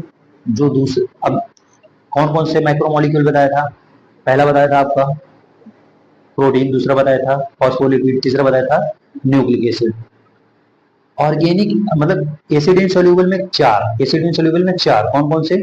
प्रोटीन पाया जाता है, फॉस्फोलिपिड पाया जाता है, लिपिड पाया जाता है और क्या सा एन से न्यूक्लिक एसिड पाया जाता है दोस्तों। ठीक है, याद रखिएगा। दीज आर पॉलीन्यूक्लियोटाइड, ये कैसे होते हैं? पॉलीन्यूक्लियोटाइड होते हैं together with polysaccharides and polypeptides. These comprise the true macromolecule fractions of the any living tissue or a cell or a nucleic acid. The building block is called nucleotide. A nucleotide has three chemical distinct component। Nucleotide के पास तीन chemical distinct component होते हैं। कौन कौन से होते हैं? One is heterocyclic compound, एक तो हेट्रोसाइक्लिक कंपाउंड होता है जो कि सुगर होता है, दूसरा इज मोनोसेक्राइड होता है and third is phosphatic. Monosaccharide में जैसे नाइट्रोजन बेस, ठीक है, एडेनिन, ग्वानिन, साइटोसिन, यूरासिल, ये सब आ जाता है। और थर्ड फॉस्फेटिक ग्रुप आ जाता है जो फॉस्फेट होता है। तीन चीज होते हैं, हेट्रोसाइक्लिक कंपाउंड जो शुगर होता है, दूसरा मोनोसेक्राइड होता है, second one, and third one जो होता है फॉस्फेरिक एसिड होता है या फॉस्फेट होता है। As you notice heterocyclic compound in nucleic acid are nitrogenous base named as adenine, guanine, uracil, thymine and thymine होता है। adenine and guanine are substituted purines while the, हाँ ये तो मैं बता चुका हूँ, adenine और guanine क्या होते हैं? प्यूरिन से मिलकर बना, और प्यूरिन होता है। while the rest of the subsequent pyramid, जो साइटोसिन, यूरासिल और थाइमिन, ये क्या है?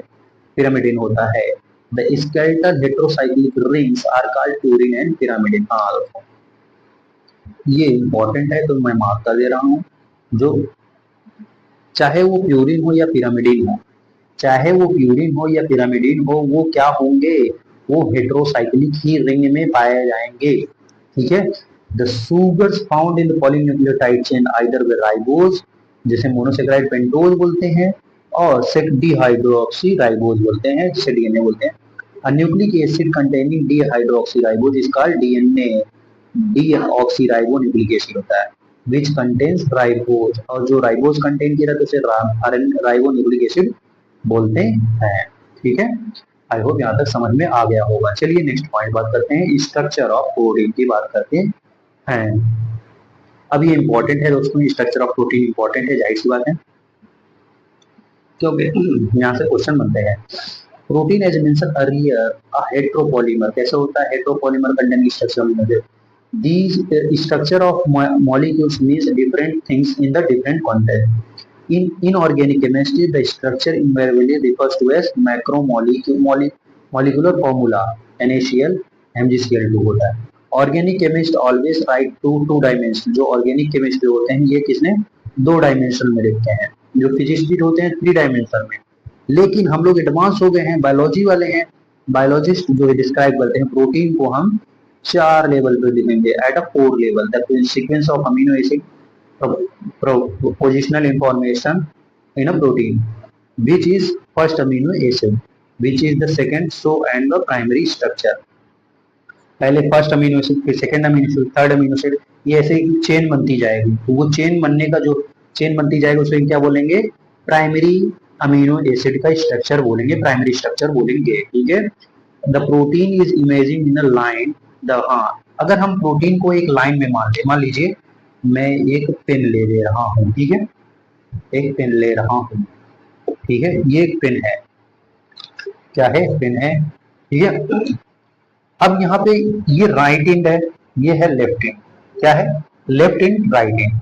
लेफ्ट एंड वाला जो होगा यहाँ पे आगे बताएंगे, यहाँ पे देखिए the left and represent the first amino acid, left and कैसे, फर्स्ट अमीनो एसिड रिप्रेजेंट है, एंड राइट एंड जो होता है लास्ट अमीनो एसिड को रिप्रेजेंट करेगा। अभी अभी यही नहीं, अभी और रुकिए, अभी यही नहीं, अभी और देखिए क्या है, left end first amino acid, right end last amino acid. The first, यहाँ पे देखिए, the first amino acid is also called as N terminal amino acid. जो first amino acid N terminal होगा और जो लास्ट अमीनो एसिड होगा वो C terminal होगा। इंपॉर्टेंट है, बहुत बार पूछा गया है। ये मान लीजिए प्रोटीन को एक लाइन स्ट्रक्चर मान लीजिए, क्या है, प्रोटीन है। प्रोटीन का जो लेफ्ट वाला है वो फर्स्ट अमीनो एसिड, प्रोटीन के जो राइट एंड वाला है वो लास्ट अमीनो एसिड है। फर्स्ट अमीनो एसिड वाला एन टर्मिनल पे रहेगा और लास्ट अमीनो एसिड वाला सी टर्मिनल पे रहेगा, C terminal, N terminal, N terminal, C terminal. ठीक है, समझ गए, आई होप समझ गए हो गए। चलिए आगे बात करते हैं, आगे क्या बात करते हैं, यही प्रोटीन की बात करेंगे और क्या। A protein thread does not exist throughout as a extended rigid rod. Protein दोस्तों हमेशा रिजिड रॉड की तरह नहीं रहेगा। The thread is folded in the form of helix. अब जो थ्रेड होगा वो हेलिक्स फॉर्म में रोल, मतलब फोल्ड किया जाएगा, जैसे कि स्टेयर केज। आप कभी सीढ़ी देखे हो जो लोहे की बनी रहती, गोल गोल गोल गोल गोल गोल फिर ऊपर चली जाती, स्टेयर केज गोल गोल गोल गोल बनी है ऊपर चली जाती, वैसे ही यहाँ पे प्रोटीन का स्ट्रक्चर बनेगा staircase. Of course, only some portion of protein thread are arranged in the form of helix। हाँ ये इंपॉर्टेंट है दोस्तों, बहुत ज्यादा इंपॉर्टेंट है। देखिए केवल ओनली सम, मेनी नहीं, सम, कुछ ही पोर्शन जो होगा प्रोटीन का वो अरेंज होगा इन द फॉर्म ऑफ हेलिक्स का। ऐसा नहीं कि पूरे पोर्शन उसका हेलिक्स में अरेंज हो रहा है, ठीक है, कुछ ही portion. In protein only right in handed helix are observe. हाँ, जो प्रोटीन में है दोस्तों केवल और केवल राइट हैंड हेलिक्स देखा जाता है, ऐसे राइट हैंड हेलिक्स देखा जाता है, लेफ्ट हैंड वाला हेलिक्स नहीं देखा जाएगा। ठीक है, समझ गए। The other region of protein head are folded into the other forms in what is called as secondary structure. अगर किसी और फॉर्म में किए गए हैं तो वो सेकेंडरी स्ट्रक्चर होता है। In addition long protein chain has folded upon itself as a hollow woollen ball. अगर हॉलो वुलन बॉल की तरह फोल्ड किया गया है तो वो होगा टर्जरी स्ट्रक्चर। कैसा होगा? टर्जरी स्ट्रक्चर। ठीक है। अब और आगे बात करते हैं। This gives us three dimensional view of protein. ठीक है, ये क्या देता है? Three dimensional. टर्जरी structure is absolutely necessary for many biological activities of protein. बहुत ज्यादा इंपॉर्टेंट है टर्जरी स्ट्रक्चर। क्या होता है? बहुत जगह इंपॉर्टेंट होता है, जैसे कि मेनी बायोलॉजिकल एक्टिविटीज के लिए। आइए बात करते हैं। some protein are essentially more than the some proteins are assembly more than one polypeptide or subunit. The manners in which these individuals folded polypeptides or subunit arranged in the respect to each other, linear strings or sphere arranged upon one each other in the form of cubes or plate, is the architecture of protein, otherwise is called quaternary structure of protein। दोस्तों, अब जो ट्राइजरी structure को भी fold करके जो structure बन रहा है, पहले प्राइमरी स्ट्रक्चर को फोल्ड कर देंगे सेकेंडरी स्ट्रक्चर को फोल्ड कर रहे हैं टर्जरी स्ट्रक्चर, और टर्जरी स्ट्रक्चर को एकदम फोल्ड कर दे रहे हैं तो क्वाटेशनरी स्ट्रक्चर बनता है। Adult human haemoglobin consist of 4 सब यूनिट। जो अडल्ट का ह्यूमन हीमोग्लोबिन होता है 4 सब यूनिट से मिलकर बना होता है। कौन कौन से होते हैं? दो two of identicals to each other, दोनों अदर आइडेंटिकल होते हैं। जैसे कि यहाँ पे देखिए, the two subunit of alpha 2 and two subunit of beta 2। जैसे यहाँ पे लिखते हैं अल्फा 2 एंड बीटा 2। दो सब यूनिट किसके होते हैं? अल्फा के। दो सब यूनिट बीटा के। Constitute the human haemoglobin. अब ये क्या कंस्टिट्यूट करते हैं? Human haemoglobin. समझ गए? आई होप यहाँ तक समझ गए होंगे। ह्यूमन ग्लोबिन ये रहते हैं। आइए प्रोटीन का स्ट्रक्चर हम आपको दिखा देते हैं। देखिए, पहले बोला प्राइमरी स्ट्रक्चर, एक बाद एक अमीनो एसिड ऐसे अरेंज हो रहा है और ये प्राइमरी स्ट्रक्चर है। फिर बी वाला दोस्तों यहाँ पे अल्फा हेलिक्स और बीटा प्लीटेड चेन दिखा रहा है, ये क्या है? Secondary structure. अल्फा हेलिक्स के फॉर्म में भी हो सकता है, जैसे सीढ़ी के फॉर्म में हो सकता है, और बीटा प्लीटेड शेड के फॉर्म में भी कई सारे प्लेट होते हैं, उसके उसके उसके सीड के फॉर्म में भी हो सकता है। अब इस जो सेकेंडरी स्ट्रक्चर है उसको फोल्ड कर दिया है तो ये हो गया टर्जरी स्ट्रक्चर। हॉलो वुलन बॉल दिया है, हॉलो वुलन बॉल की तरह, ये इसके तरह टर्जरी स्ट्रक्चर। यहाँ पे देख पा रहे हैं हाइड्रोजन बॉन्ड, ये है डाइसल्फाइड बॉन्ड होता है। और अब जब टर्जरी स्ट्रक्चर को भी एकदम फोल्ड कर दिए हैं तब बनेगा आपका क्वार्टिशनरी स्ट्रक्चर। क्या बनेगा? क्वार्टिशनरी स्ट्रक्चर बन जाएगा। ठीक है, आई होप यहाँ समझ में आ गया होगा। चलिए, तो अपने नेक्स्ट टॉपिक पे मूव करने का समय आ गया है और आइए चला जाए। अब कौन सा टॉपिक है अपना? नेक्स्ट टॉपिक है एंजाइम के बारे में पढ़ते हैं। ठीक है, एंजाइम के बारे में पढ़ते हैं। एंजाइम क्या होता है दोस्तों? एंजाइम, चलिए एंजाइम के बारे में पढ़ते हैं। अपना नेक्स्ट टॉपिक है, यहाँ पे पहला ही इंपॉर्टेंट लाइन आ गया दोस्तों। क्या है वो लाइन? ये देखिए, almost all enzymes are protein. Almost all enzymes are protein. There are some nucleic acid that behaves like enzyme, जैसे कि राइबोजाइम होता है। दोस्तों, अगर इसी की जगह दिया होता always all enzymes are protein, मतलब always all enzymes are made up of protein, तब ये क्या हो जाता? गलत बात हो जाता। क्योंकि कुछ ऐसे एंजाइम हैं जो न्यूक्लिक एसिड से मिलकर बने हुए होते हैं, जैसे कि राइबोजाइम होता है। ठीक है, तो almost all enzymes are protein, ये स्टेटमेंट सही होगा। ठीक है, one can decide an enzyme by a line diagram. आप लाइन डायग्राम से भी इसे समझ सकते हैं एंजाइम के बारे में। N enzyme like any protein has a primary structure. किसी भी जैसे प्रोटीन में प्राइमरी स्ट्रक्चर होता है, ऐसे एंजाइम में भी प्राइमरी स्ट्रक्चर होता है। अमीनो एसिड का sequence of the protein. An enzyme like in protein has secondary and tertiary structure too. दोस्तों, जैसे प्रोटीन में भी सेकेंडरी और टर्शरी स्ट्रक्चर एग्जिबिट करता है, वैसे यहाँ पे भी प्राइमरी मतलब एंजाइम में भी सेकेंडरी एंड टर्शरी स्ट्रक्चर भी एग्जिस्ट करेगा। ठीक है, when you look around tertiary structure you will notice that backbone of protein chain folded upon itself.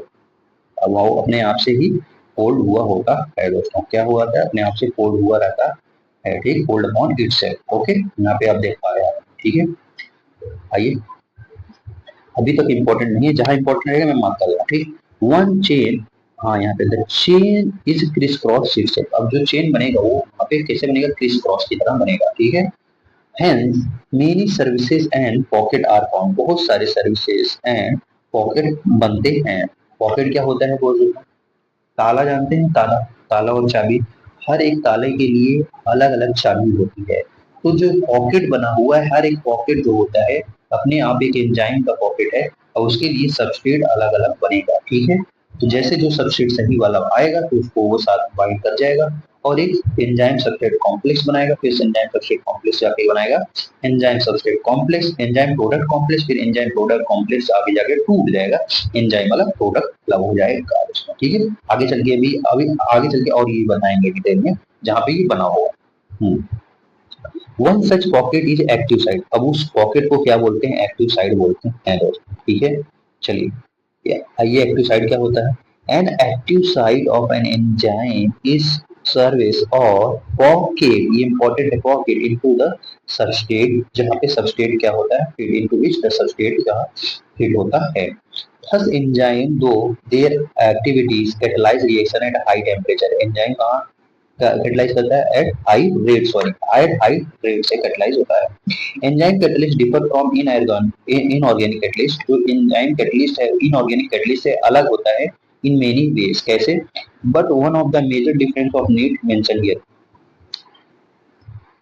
Inorganic catalyst work at high temperature and high pressure पे। जो inorganic catalyst होता है कहाँ पे वर्क करता है, high temperature and high pressure पे काम करता है। लेकिन लेकिन लेकिन लेकिन जो enzyme gate damage eight high temperature से 40 डिग्री सेल्सियस, जो मोस्ट ऑफ द एंजाइम होते हैं वो डैमेज हो जाते हैं एट हाई टेम्परेचर पे, मोस्ट ऑफ बोला है बच्चा। लेकिन कुछ ऐसे some however enzyme isolated from organism who normally live under extreme high temperature। ऐसे भी एंजाइम को आइसोलेट किया गया है जो कि हायर टेम्परेचर पे भी रहते हैं, जैसे कि hot vent and sulphur spring are stable at retain at catalytic power even at high temperature up to 80 to 90 degree Celsius, ठीक है। Thermal stability is thus an important quality of an enzyme isolated from thermophilic organism। ठीक है, जो thermal stability है important quality है, ठीक है। आइए बात करते हैं केमिकल रिएक्शन की, किसकी, केमिकल रिएक्शन की दोस्तों। क्या होता है chemical reaction, how do we understand this enzyme, let us first understand the chemical reaction. Chemical compound undergoes two type of changes. Chemical compound कितने तरह के चेंजेस में जाता है दोस्तों, केमिकल कंपाउंड टू तरह के चेंजेस में जाता है। अब physical changes refer to change in shape. पहला चेंज हो गया दोस्तों चेंज इन शेप में विदाउट ब्रेकिंग बॉन्ड्स। शेप का चेंज कर लेना बिना बॉन्ड को ब्रेक करे हुए, तब पहला चेंज होता है, ठीक। ये फिजिकल प्रोसेस हो। Another physical process is change in state. दूसरा चेंज क्या हुआ, चेंज इन स्टेट, जब स्टेट में चेंज करता है, जैसे कि when ice melt into the water या water become vapor। जब वाटर क्या होता है, वेपर बन जाता है, तब वहां पे भी केमिकल रिएक्शन मतलब स्टेट भी चेंज हो जाता है, स्टेट स्टेट चेंज होता है, ठीक है। ये चेंज क्या कहलाते हैं, फिजिकल प्रोसेस चेंजेस बोलते हैं, ठीक है। However when bonds are broken and new bonds are formed, ये बहुत इंपॉर्टेंट लाइन आ गई, क्या बोला है, क्या बोला है, हाँ, when bonds are broken and new bonds are formed during the transformation, then this is called chemical reaction। जब बॉन्ड को ब्रेक करते हैं एंड न्यू बॉन्ड फॉर्म होता है तब उसे हम क्या बोलते हैं, केमिकल रिएक्शन बोलते हैं। और कौन सा केमिकल रिएक्शन बोलते हैं उसे, इनऑर्गेनिक केमिकल रिएक्शन बोलते हैं, जैसे कि यहाँ पे दिखाया गया है इनऑर्गेनिक केमिकल रिएक्शन। ये कौन सा है, इनऑर्गेनिक केमिकल रिएक्शन, जैसे कि बैरियम हाइड्रोक्साइड है प्लस H2SO4 तो बैरियम का सल्फेट और वाटर बनेगा, ठीक है। और इसी तरह ही similarly hydrolysis of starch into the glucose is an organic chemical reaction. जब स्टार्च का हाइड्रोलिसिस करेंगे ग्लूकोज में तब वो जो रिएक्शन होगा वो कौन सा रिएक्शन होगा, ऑर्गेनिक केमिकल रिएक्शन होगा, ठीक है दोस्तों। आई होप यहाँ समझ में आ गया होगा। चलिए आगे बात करते हैं। Rate of physical and chemical process refers to amount of product per unit time is express, जैसे कि यहाँ पे दिखाया गया है दोस्तों। रेट को यहाँ पे कैसे दिखाया गया है, rate partial P upon partial T, तो delta P upon delta T ऐसे कह सकते हैं, डेल्टा पी अपॉन में डेल्टा टी। पी क्या है, प्रोडक्ट है, यहाँ पे पी क्या है, प्रोडक्ट, और टी क्या है, टाइम होता है दोस्तों। ठीक है, समझ गए, आई होप समझ गए हो गए। चलिए आगे बात करते हैं। The rate also called velocity if direction is specified, rate को हम वेलोसिटी भी बोल सकते हैं जब उसमें डायरेक्शन को भी मेंशन किया गया हो। Rate of physical and chemical process are influenced by temperature, हाँ, जो फिजिकल और केमिकल प्रोसेस है या वेलोसिटी किससे इन्फ्लुएंस होगा, मतलब किससे भी, मतलब कम या ज्यादा हो सकता है, वो होता है टेम्परेचर से। अमॉन्ग द जनरल फैक्टर, कैसे, a general rule of thumb, rate doubles or decrease by half when every 10 degree of temperature in each direction। दोस्तों अगर हम 10 डिग्री से टेम्परेचर को बढ़ा रहे हैं या घटा रहे हैं, अगर बढ़ा रहे हैं तो रेट डबल हो जाएगा, अगर 10 डिग्री से घटा रहे हैं टेम्परेचर को तो रेट क्या हो जाएगा, हाफ हो जाएगा, आधा हो जाएगा। ठीक है, जैसे अगर मान लीजिए 10 डिग्री सेल्सियस पे रेट आर था, अगर हम ये टेम्परेचर ले जा रहे हैं 20 डिग्री सेल्सियस पे, तो पूछ रहा है रेट क्या होगा, तब वहां पे रेट हो जाएगा 2R, क्योंकि रेट डबल हो जा रहा है। ऐसे अगर टेम्परेचर था 20 डिग्री सेल्सियस, अगर हम उसे घटा के ले रहे हैं 10 डिग्री सेल्सियस पे, अगर रेट 20 डिग्री सेल्सियस से आर था तो 10 डिग्री सेल्सियस पे क्या होगा, तो 10 डिग्री सेल्सियस पे आपका आर जो होगा R/2 हो जाएगा। ठीक है, समझ गए। catalyst reaction proceed at a vastly higher than the uncatalyzed one। जो catalyzed reaction होता है वो बहुत ज्यादा तेज होता है uncatalyzed one से। ठीक है, when enzyme catalyze reaction or observe, the rate would be vastly higher than the same uncatalyzed reaction। For example, जैसे कि यहाँ पे जो दिया एग्जांपल, आइए देखते हैं क्या बोल रहा है। यहाँ पे देखिए CO2 और वाटर दिया है, एक एंजाइम है कैटलिस्ट इसे बोल सकते हैं, कार्बोनिक एनहाइड्रेज के प्रेजेंस में ये बनाता है कार्बोनिक एसिड। अब ये बहुत ज्यादा तेज हो जाता है, कैसे, जब आगे हम पढ़ेंगे इसके बारे में। ठीक है, आगे क्या पढ़ेंगे तो ये देखते हैं। In absence of any enzyme, किसी के मतलब कोई एंजाइम नहीं है, the reaction is very slow, reaction बहुत ज्यादा स्लो होगा, with up to 200 molecule of carbonic acid in an hour, एक घंटे में 200 मॉलिक्यूल का कार्बोनिक एसिड बनता है जब एंजाइम ना प्रेजेंट हो। ठीक है, however by using enzyme present with in a cytoplasm, जैसे एंजाइम साइटोप्लाज्म में प्रेजेंट होता है तब वो कार्बोनिक एन मतलब जैसे जैसे हम कार्बोनिक एनहाइड्रेज बोलते हैं, तब the reaction speed dramatically with about 6 lakh molecule being form every second, हर एक सेकंड में 6 लाख मॉलिक्यूल बनता है। जहाँ पे 200 मॉलिक्यूल एक घंटे में बन रहा है, वहां पे एक ही सेकंड में 6 लाख मॉलिक्यूल बन रहा है। The enzyme has accelerated reaction rate by about 10 million time दोस्तों, 10 मिलियन टाइम, 1 मिलियन में 10 लाख होते हैं, आप याद रखिए, 1 मिलियन 10 लाख, 10 लाख 10 की पावर 6 होता है, तो 10 मिलियन में 10 की पावर 7 हो जाएगा, समझिए। The power enzyme is incredible indeed. There are 1,000 types of enzyme, each catalyze a unique chemical and metabolic reaction। अब यहाँ पे important बोलने जा रही है, क्या है, a multi-step chemical reaction which when each of the step is catalyzed by same enzymatic complex or different enzymatic complex, तब उसे बोलते हैं metabolic path। बहुत सारी केमिकल रिएक्शन जो कि कई सारी स्टेप कैटलाइज रिएक्शन जो सेम एंजाइम कॉम्प्लेक्स यूज करें या डिफरेंट एंजाइम कॉम्प्लेक्स यूज करें, तो जो जिसमें जो पाथवे यूज हो रहा है वो कौन सा होगा, मेटाबॉलिक पाथवे होगा। जैसे कि ग्लूकोज से 2 पायरुविक एसिड बनता है, आप इसे कहाँ पढ़ेंगे, ग्लाइकोलाइसिस में, रेस्पिरेशन चैप्टर में, क्लास मतलब इसी 11th में, चैप्टर नंबर 12 में पढ़ेंगे। ठीक है, यहाँ पे पायरुविक एसिड 3 कार्बन मॉलिक्यूल का होता है। चलिए आगे बात करते हैं। is actually metabolic pathway in which glucose becomes pyruvic acid when 10 different enzymes catalyze in metabolic pathway। दोस्तों इसमें 10 तरह के अलग अलग एंजाइम यूज होते हैं, तब वहां पे पायरुविक एसिड जाके बनता है लास्ट में। ठीक है, when you study respiration in chapter 12 you will study this reaction। ठीक है, at this stage you should know that every metabolic pathway with one or two additional reaction give rise to the metabolic reaction end product। ठीक है, ये metabolic end product देता है, यहाँ पे कोई इंपॉर्टेंट बात नहीं है। अब यहाँ से इंपॉर्टेंट लाइन आ गई है दोस्तों, ये पढ़ना पड़ेगा, क्या है, इन are skeletal muscles under the anaerobic condition. Anaerobic condition क्या होता है? जब रिएक्शन हो in the absence of oxygen के प्रेजेंस में, ठीक। रिएक्शन, ऐसा रिएक्शन जो in the absence of oxygen के प्रेजेंस में, ऑक्सीजन वहां पे हो ही ना, तब वहां पे तो होता है इन एनारोबिक रिएक्शन बोलते हैं, ठीक है। अब एनारोबिक रिएक्शन हमारे स्केलेटल मसल में क्या होता है? जब हम दोस्तों बहुत तेज दौड़ लेते हैं और एक्सरसाइज कर लेते हैं तो कुछ समय बाद हमारे पैरों में दर्द होने लगता है। वो दर्द किस लिए होता है? क्योंकि हमारे पैरों में दोस्तों लैक्टिक एसिड का डिपोजिशन हो जाता है। वहां पे एनारोबिक रिएक्शन करके लैक्टिक एसिड बन जाता है, जो कि हमें पेन का अनुभूति कराता है, मीठा मीठा दर्द कराता है दोस्तों, ठीक है। लेकिन नॉर्मल कंडीशन में जब हम सोहदो लोग की तरह बैठे रहते हैं, जब हम लोग सोहदो की तरह बैठे रहते हैं, सोहदियों की तरह बैठे रहते हैं, मतलब कुछ काम नहीं करना है, बस रील पे रील देखे जा रहे हैं, सो रहे हैं, मस्त एंजॉय कर रहे हैं, जिंदगी मजे मजे में कट रही है, तब वहां पे एनारोबिक कंडीशन में वहां पे पायरुविक एसिड बनता है। दोनों के फायदे भी, दोनों के नुकसान है दोस्तों, ज्यादा और कम में। क्या होता है?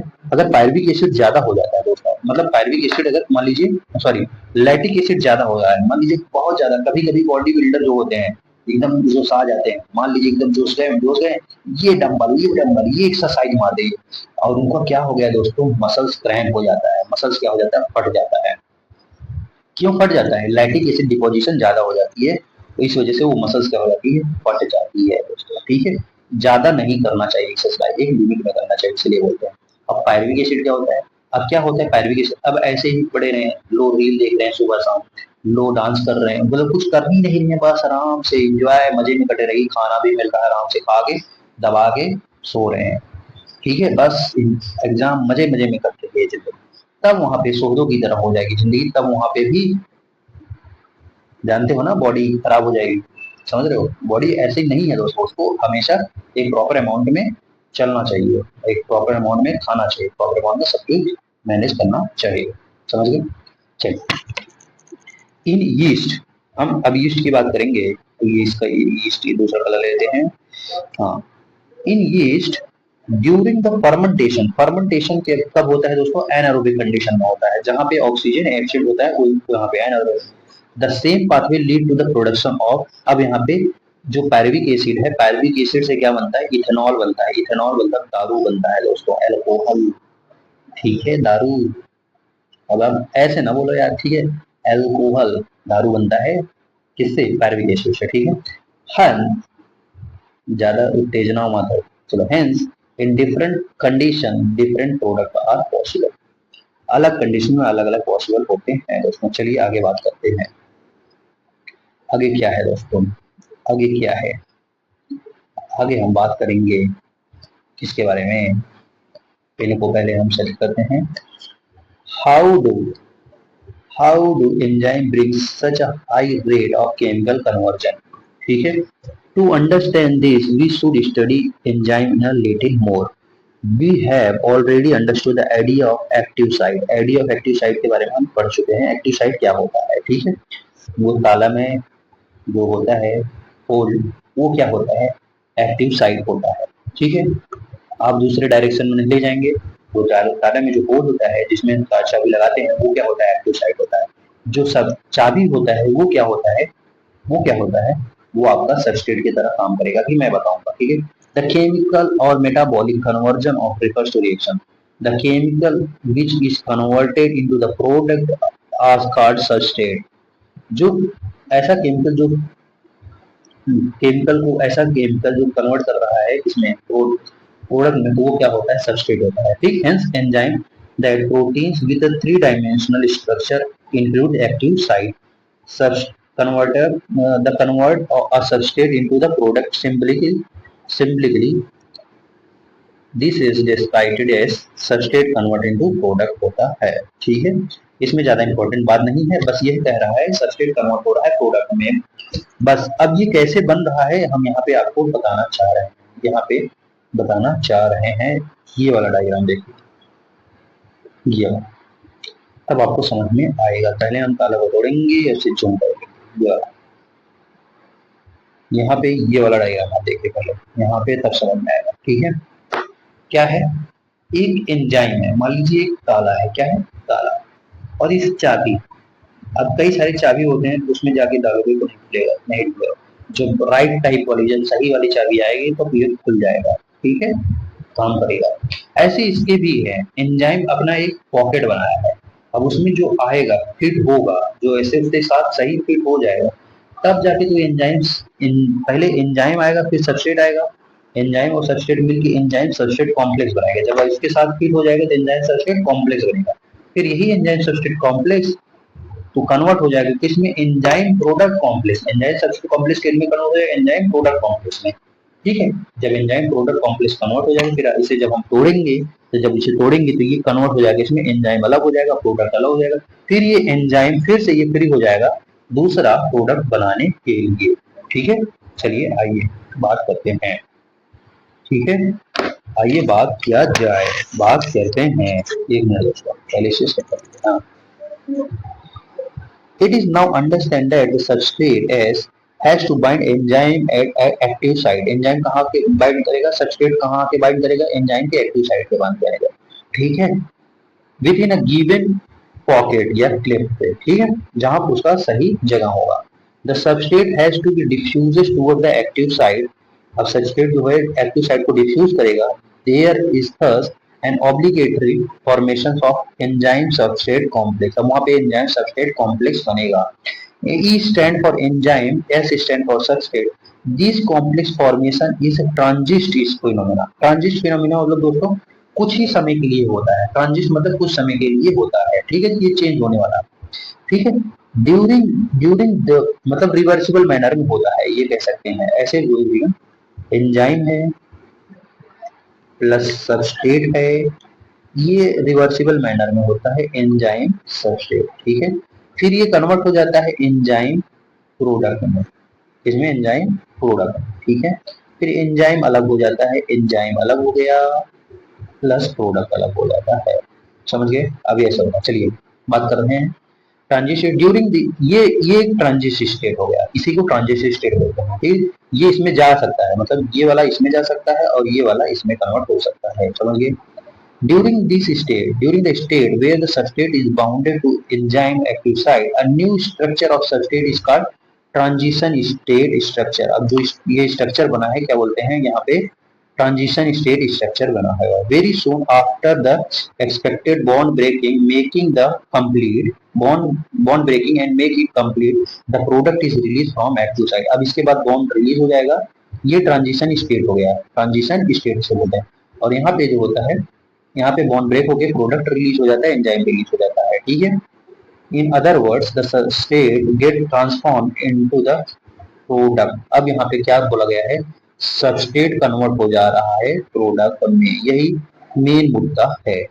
This pathway is this pathway the pathway of this transformation must go through the so called क्या बोलते हैं हम इसे, so called transition state structure, अब इसे हम क्या बोलेंगे, ट्रांजिशन स्टेट स्ट्रक्चर बोलेंगे, ठीक, वो वाला transition state structure enzyme product वाले, ठीक। There could be more altered structure state between the stable substrate and the product, ठीक है। Implicate in this structure statement is that the fact that all other intermediate structure state are unstable, क्या बोल रहा है, implicate in this statement is that all other intermediate structures are unstable, जो intermediate structure हैं वो कैसे होते हैं, अनस्टेबल होते हैं, मतलब वो स्टेबल होते तो क्यों ही चेंज करते, अनस्टेबल होते इसलिए अपने आप को चेंज कर लेते हैं, मतलब ये वाला जो स्ट्रक्चर है दोस्तों, ये वाला जो स्ट्रक्चर है एंजाइम सबस्ट्रेट, ये एंजाइम प्रोडक्ट वाला कॉम्प्लेक्स, ये अनस्टेबल स्ट्रक्चर है, इसलिए अपने आप को ये चेंज कर रहे हैं, सॉरी, इसलिए अपने आप को चेंज कर रहे हैं, समझ गए, आई होप समझ गए हो गए। चलिए the stability is something related to energy status of the molecule or the structure. Hence, when we look at a pictorially though a graph, it looks like something 9.4, जैसे कि हम इस ग्राफ में देख पा रहे हैं, तो ये देखिए एक तरफ हम ले रहे हैं पोटेंशियल एनर्जी का ग्राफ और एक तरफ ले रहे हैं प्रोग्रेशन ऑफ रिएक्शन का, ठीक है। यहाँ पे देखेंगे पहले अगर हम एंजाइम नहीं ले रहे हैं तो बहुत ज्यादा समय लेके प्रोडक्ट बना रहा है, ठीक है, लेकिन जैसे ही एंजाइम ले रहे हैं इसका ये टाइम ड्यूरेशन कम हो जा रहा है और बहुत जल्दी जल्दी प्रोडक्ट बना रहा है। मतलब कह रहे हैं अगर हम एंजाइम नहीं ले रहे हैं तो उसका ट्रांजिशन स्टेट ज्यादा होगा, उसका ट्रांजिशन स्टेट जो होगा, ये ट्रांजिशन स्टेट क्या होगा, ज्यादा होगा अगर एंजाइम नहीं ले रहे हैं। लेकिन एंजाइम ले रहे हैं तो इसका ट्रांजिशन स्टेट कम हो जाएगा, ट्रांजिशन स्टेट कम तो रेट जो बनने की जो रेट होगी बहुत ज्यादा हो जाएगी। तो ये ऐसे कह सकते हैं transition state inversely proportional to, यहाँ पे लिख दे रहे हैं, यहाँ पे अरे हाँ, transition state inversely proportional to rate, ठीक है, ऑफ फॉर्मेशन ऑफ प्रोडक्ट। अब रेट बढ़ेगा जब ट्रांजिशन स्टेट कम होगा, समझ गए। ये किस केस में हो रहा है, ये एंजाइम के प्रेजेंस के केस में हो रहा है। चलिए आइए देखो, यही बोला है, ग्राफ अब समझ गए तब यहाँ पे समझेंगे। ये जो है सबस्ट्रेट को रिप्रेजेंट करेगा और यहाँ पे product. The y-axis represent potential energy content. The x-axis represent progression of structure transformation or state of through which transition state, ठीक है। You should notice two things. आप यहाँ पे दो चीज देख पा रहे होंगे, क्या देख पा रहे होंगे, the energy level difference between the substrate and product. जो एनर्जी लेवल है सबस्टेट और प्रोडक्ट का अलग अलग है। तो if product is lower than the substrate, अगर प्रोडक्ट कम है सबस्टेट ज्यादा है, द रिएक्शन इज एक्सोथर्मिक, तब ये रिएक्शन कैसे होगा, एक्सोथर्मिक होगा, ठीक है। अगर प्रोडक्ट ज्यादा है सबस्टेट कम है, तब ये रिएक्शन कैसे होगा, एंडोथर्मिक होगा। अगर प्रोडक्ट कम है सबस्ट्रेट ज्यादा है, the reaction is exothermic, one need to not supply here the energy in order to form the product, ठीक है।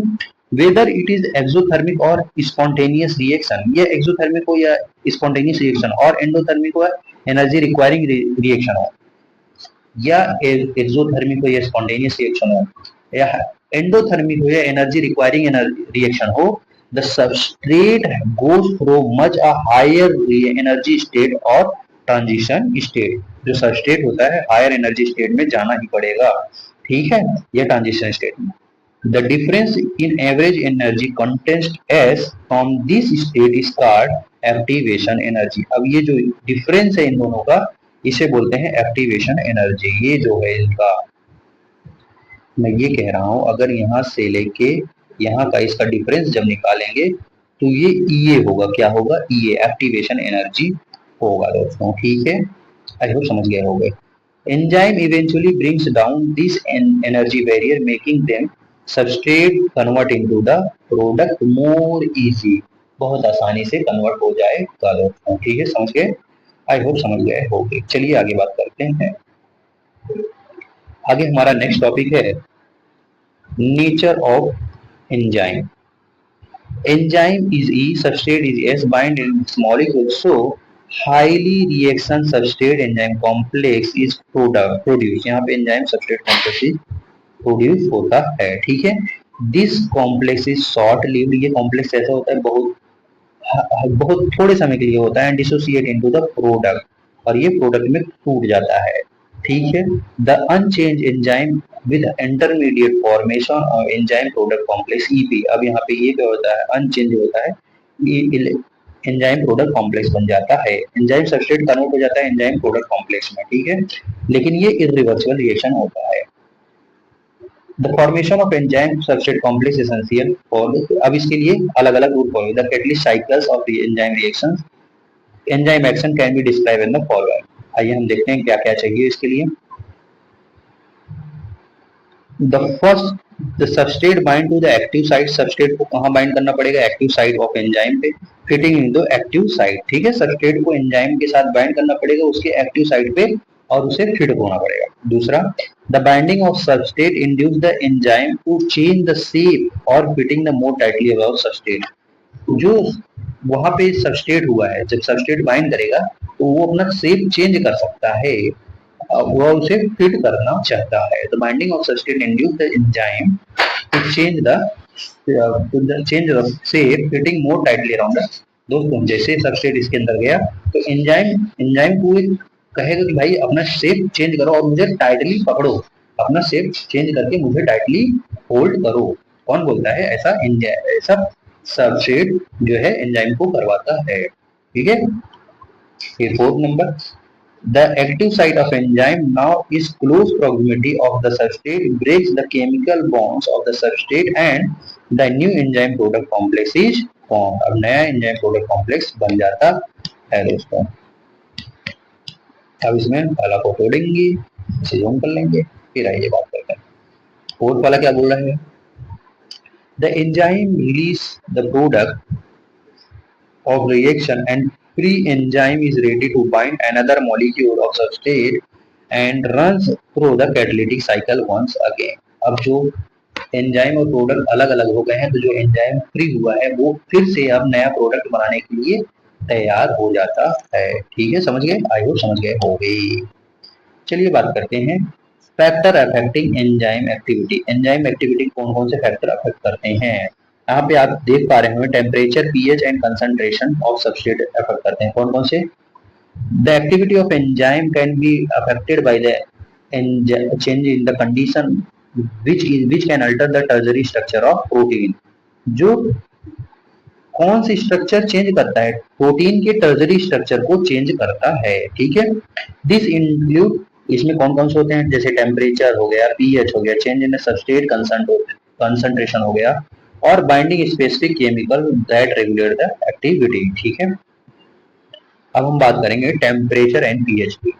टेम्परेचर जनरली फंक्शंस, यहाँ पे देखिए, पहले डायग्राम देख लेते हैं तब बात करते हैं। आप यहाँ पे टेम्परेचर और पीएच देखिए, एक तरफ एंजाइम एक्टिविटी लिए हैं, एक तरफ पीएच लिए हैं, एक तरफ एंजाइम एक्टिविटी लिए हैं, एक तरफ पीएच लिए हैं। तो यहाँ पे देखिए एक तरफ जाके नैरो हो गया है। ठीक है, आफ्टर सम टाइम इंक्रीज करेगा, फिर डिक्रीज करेगा, फिर ऐसे टेम्परेचर है, आफ्टर सम टाइम इंक्रीज करेगा, फिर जाके डिक्रीज करने लगेगा। समझ गए? आइए बात करते हैं। The enzyme generally functions in a narrow range of temperature and pH. The enzyme, each enzyme shows its high activity at a particular temperature and pH at optimum temperature। जब वो high temperature high pH हो जाता है दोस्तों, उसे हम optimum temperature या optimum pH बोलते हैं। मतलब इस डायग्राम में ये जो आपको दिखेगा, यहाँ पे जो दिख रहा है ये optimum temperature है, और यहाँ पे जो ये दिख रहा है ये ऑप्टिमम पीएच होगा। ऑप्टिमम क्या होगा? पीएच होगा। ठीक है, समझिए। अब उससे ज्यादा नहीं जा सकता है, अब उससे ज्यादा जाएगा तो फिर कम होने लगेगा। Activity decline both below and above the optimum level. अगर हम ऑप्टिमम लेवल से कम में है तब भी डिक्रीज करेगा, ऑप्टिमम लेवल से ज्यादा हो जाएंगे तब भी डिक्रीज करेगा। यही पर इंपॉर्टेंट बात हो गई है, तो इसे हम क्यों ना हाईलाइट कर लें। ठीक है, optimum activity declines both the below and above the optimum value.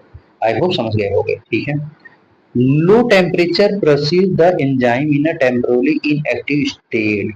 जो लो टेम्परेचर होता है परसीव करता है एंजाइम टेम्पररी इनएक्टिव स्टेट। इन एंजाइम को किस इनएक्टिव स्टेट में कहाँ रखता है? जब लो टेम्परेचर होता है तो एंजाइम इनएक्टिव स्टेट में रहता है। Whereas high temperature destroy the enzyme activity. तो हाई टेम्परेचर पे एंजाइम एक्टिविटी डिस्ट्रॉय हो जाता है, because proteins are denature by heat. क्योंकि प्रोटीन डीनेचर हो जाता है, टूटने लगता है हीट से। ठीक है, मैं क्या बोला? अगर कम टेम्परेचर है तो एंजाइम इनएक्टिविटी हो, एंजाइम इनएक्टिव होगा। अगर हाई टेम्परेचर कर दोगे एंजाइम क्या हो जाएगा? टूटने लगेगा, क्योंकि प्रोटीन डीनेचर होता है हीट से। समझ गए? आई होप समझ गए हो गए। तो इसे एक न कम चाहिए न ज्यादा चाहिए, एक मीडियोकर वैल्यू चाहिए। मतलब इसे काम करने के लिए एंजाइम को काम करने के लिए एक मीडियम वैल्यू चाहिए। ठीक है, अब बात करते हैं कंसंट्रेशन ऑफ सबस्ट्रेट की। With increase in substrate concentration, जैसे ही हम सबस्ट्रेट कंसंट्रेशन इंक्रीज करेंगे, the velocity of enzymatic reaction rise first. जो वेलोसिटी ऑफ एंजाइमेटिक पहले इंक्रीज करेगा। ठीक है, the reaction ultimately reach maximum velocity Vmax, which not exceed for any further rise of concentration of state। दोस्तों, जैसे जैसे हम सबस्ट्रेट कंसंट्रेशन बढ़ाते जाएंगे, वेलोसिटी इंक्रीज करती जाएगी। लेकिन जैसे एक मैक्सिमम वैल्यू तक पहुंचने के बाद, वेलोसिटी कांस्टेंट हो जाएगी, अब नहीं इंक्रीज करेगी। चाहे आप सबस्ट्रेट कितना भी बढ़ाते जाओगे वो कांस्टेंट ही रहेगी। यही बोला है, जैसे आप इस डायग्राम में देख पा रहे होंगे। देखिए यहाँ पे कंसंट्रेशन है, ये सबस्ट्रेट का अगर हम बढ़ाते जा रहे हैं, कंसंट्रेशन बढ़ाते जा रहे हैं, बढ़ाते जा रहे हैं, एक समय जाके यहाँ पे देखेंगे इस पॉइंट पे, यहाँ पे देखिए ये मैक्सिमम वेलोसिटी पे पहुंच गया है। क्या पहुंच गया? मैक्सिमम वेलोसिटी पे। मैक्सिमम वेलोसिटी पहुंचने के बाद अब इसके बाद ये धीरे धीरे आगे क्या हो जाएगा, तो चाहे सबस्ट्रेट आप बढ़ाते जाएंगे लेकिन वेलोसिटी सेम रहेगी। अगर इसकी वेलोसिटी हाफ की बात करेंगे, जब वेलोसिटी मैक्सिमम हाफ रहेगा तो वहां पे km की वैल्यू आएगी। क्या आएगी? km की वैल्यू आएगी। km एक स्टैंडर्ड कांस्टेंट है, अभी हम आगे खुद बताएंगे। ठीक है, चलिए। This is because of enzyme molecule are fewer, क्योंकि यहाँ पे क्या होता है, जो एंजाइम मॉलिक्यूल होते हैं बहुत कम होते हैं, fewer than the as substrate molecules. अब सबस्ट्रेट मॉलिक्यूल भर भर के हैं लेकिन एंजाइम मॉलिक्यूल कम है, तो उतने ही एंजाइम साथ में एक बार काम करेंगे जितना उनकी क्षमता है। मतलब मान लीजिए एंजाइम है 10, अब तुम इसके पास मॉलिक्यूल है सबस्ट्रेट मॉलिक्यूल 100, तब सिर्फ और एक साथ कितने आएंगे? सिर्फ 10 ही तो आएंगे। अगर एंजाइम है 10 तो एक बार जो सबस्ट्रेट बाइंड करेगा 10 ही तो बाइंड करेगा, एक साथ थोड़ी ना बाइंड कर पाएंगे। एक साथ एक 10 बाइंड करेंगे तो वो अब 10 के साथ बाइंड करके चले जाएगा, फिर आगे जब प्रोडक्ट बन जाएगा फिर ये 10 एंजाइम फ्री होंगे, फिर आगे 10 ले जाएगा, फिर ऐसे बढ़ता जाएगा। समझ गए? इसलिए एक बार वेलोसिटी क्या हो जाती है? कांस्टेंट हो जाती है। After saturation of this molecule, there are no free enzyme molecules to be bind with the additional substrate molecule. अब यहाँ पे जब वो सबस्ट्रेट बाइंड कर जाते हैं, 10 के 10 बाइंड कर जाएंगे तो उसके पास कोई फ्री मॉलिक्यूल रहेगा ही नहीं। जब फ्री नहीं रहेगा ही नहीं तब वहां पे बाइंड कैसे करेगा? इसलिए फ्री होना चाहिए, तभी तो जाके बाइंड कर पाएगा, तभी जाके एंजाइम प्रोडक्ट कॉम्प्लेक्स या एंजाइम प्रोडक्ट एंजाइम से सबस्ट्रेट को प्रोडक्ट में कन्वर्ट कर पाएगा। तो एक फिक्स अमाउंट होने के कारण ये जो होता है आगे जाके इसकी वेलोसिटी क्या हो जाती है? कांस्टेंट हो जाती है। This activity of enzyme is also sensitive to presence of a specific chemical that binds of enzyme. When the binding of chemicals, जब binding of chemicals, आगे बात करते हैं। हाँ, ताला को तोड़ेंगे, जूम करेंगे। When binding of chemicals shut off, अगर हम उसे बंद कर दें, the process is called inhibition, तब उस प्रोसेस को क्या बोलते हैं? इनहिबिशन बोलते हैं। और जो जिसके कारण हुआ है, जो केमिकल इनहिबिट कर रहा है उसे बोलते हैं इनहिबिटर। जो केमिकल इसे इनहिबिट कर रहा है उसे क्या बोलते हैं? इनहिबिटर बोलते हैं दोस्तों। ठीक है, समझ गए? आई होप समझ गए होंगे। When the inhibitor closely resemble the substrate, जब इनहिबिटर सबस्ट्रेट के पास होगा, बहुत पास होगा, in its molecular structure and inhibits the activity of enzyme, अब वो क्या करेगा? सबस्ट्रेट के एंजाइम की एक्टिविटी को कम करेगा, सबस्ट्रेट की एंजाइम की एक्टिविटी को क्या करेगा? कम करेगा। ठीक है, inhibit the activity of enzyme. ठीक है, it is known as in competitive inhibitor. अब इसे क्या बोलते हैं? कम्पिटेटिव इनहिबिटर बोलते हैं। Due to its close structure similarities with the substrate, the inhibitor compete with the substrate. अब जो इनहिबिटर होगा उसके साथ है, इनहिबिटर किसके साथ है? सबस्ट्रेट के साथ है। अब एंजाइम के एक्टिविटी को कम कर रहा है। ठीक है, for the substrate binding site of enzyme. अब जो सबस्ट्रेट है वो बाइंड कर रहा है एंजाइम के साथ ना, तो उसके एंजाइम की एक्टिविटी को कम कर रहा है inhibitor. Consequently the substrate can not bind. अब क्या करेगा? इसके साथ क्या करेगा? जब उसके एंजाइम की एक्टिविटी कम करेगा इस, तो वो सबस्ट्रेट एंजाइम के साथ बाइंड नहीं कर पाएगा, एंजाइम बाइंड नहीं कर पाएगा। As the result the enzyme action decline, जो एंजाइम का एक्शन है सबस्ट्रेट के साथ बाइंड करने का वो खत्म हो जाएगा। इनहिबिशन ऑफ सक्सेनिक एसिड, जैसे कि एग्जांपल दिए, inhibition of succinic dehydrogenase by malonate. ये क्या एग्जांपल दिया है? ये इंपॉर्टेंट है दोस्तों। जैसे कि inhibition of succinic dehydrogenase by malonate. Malonate एक इनहिबिटर है। क्या है? इनहिबिटर है।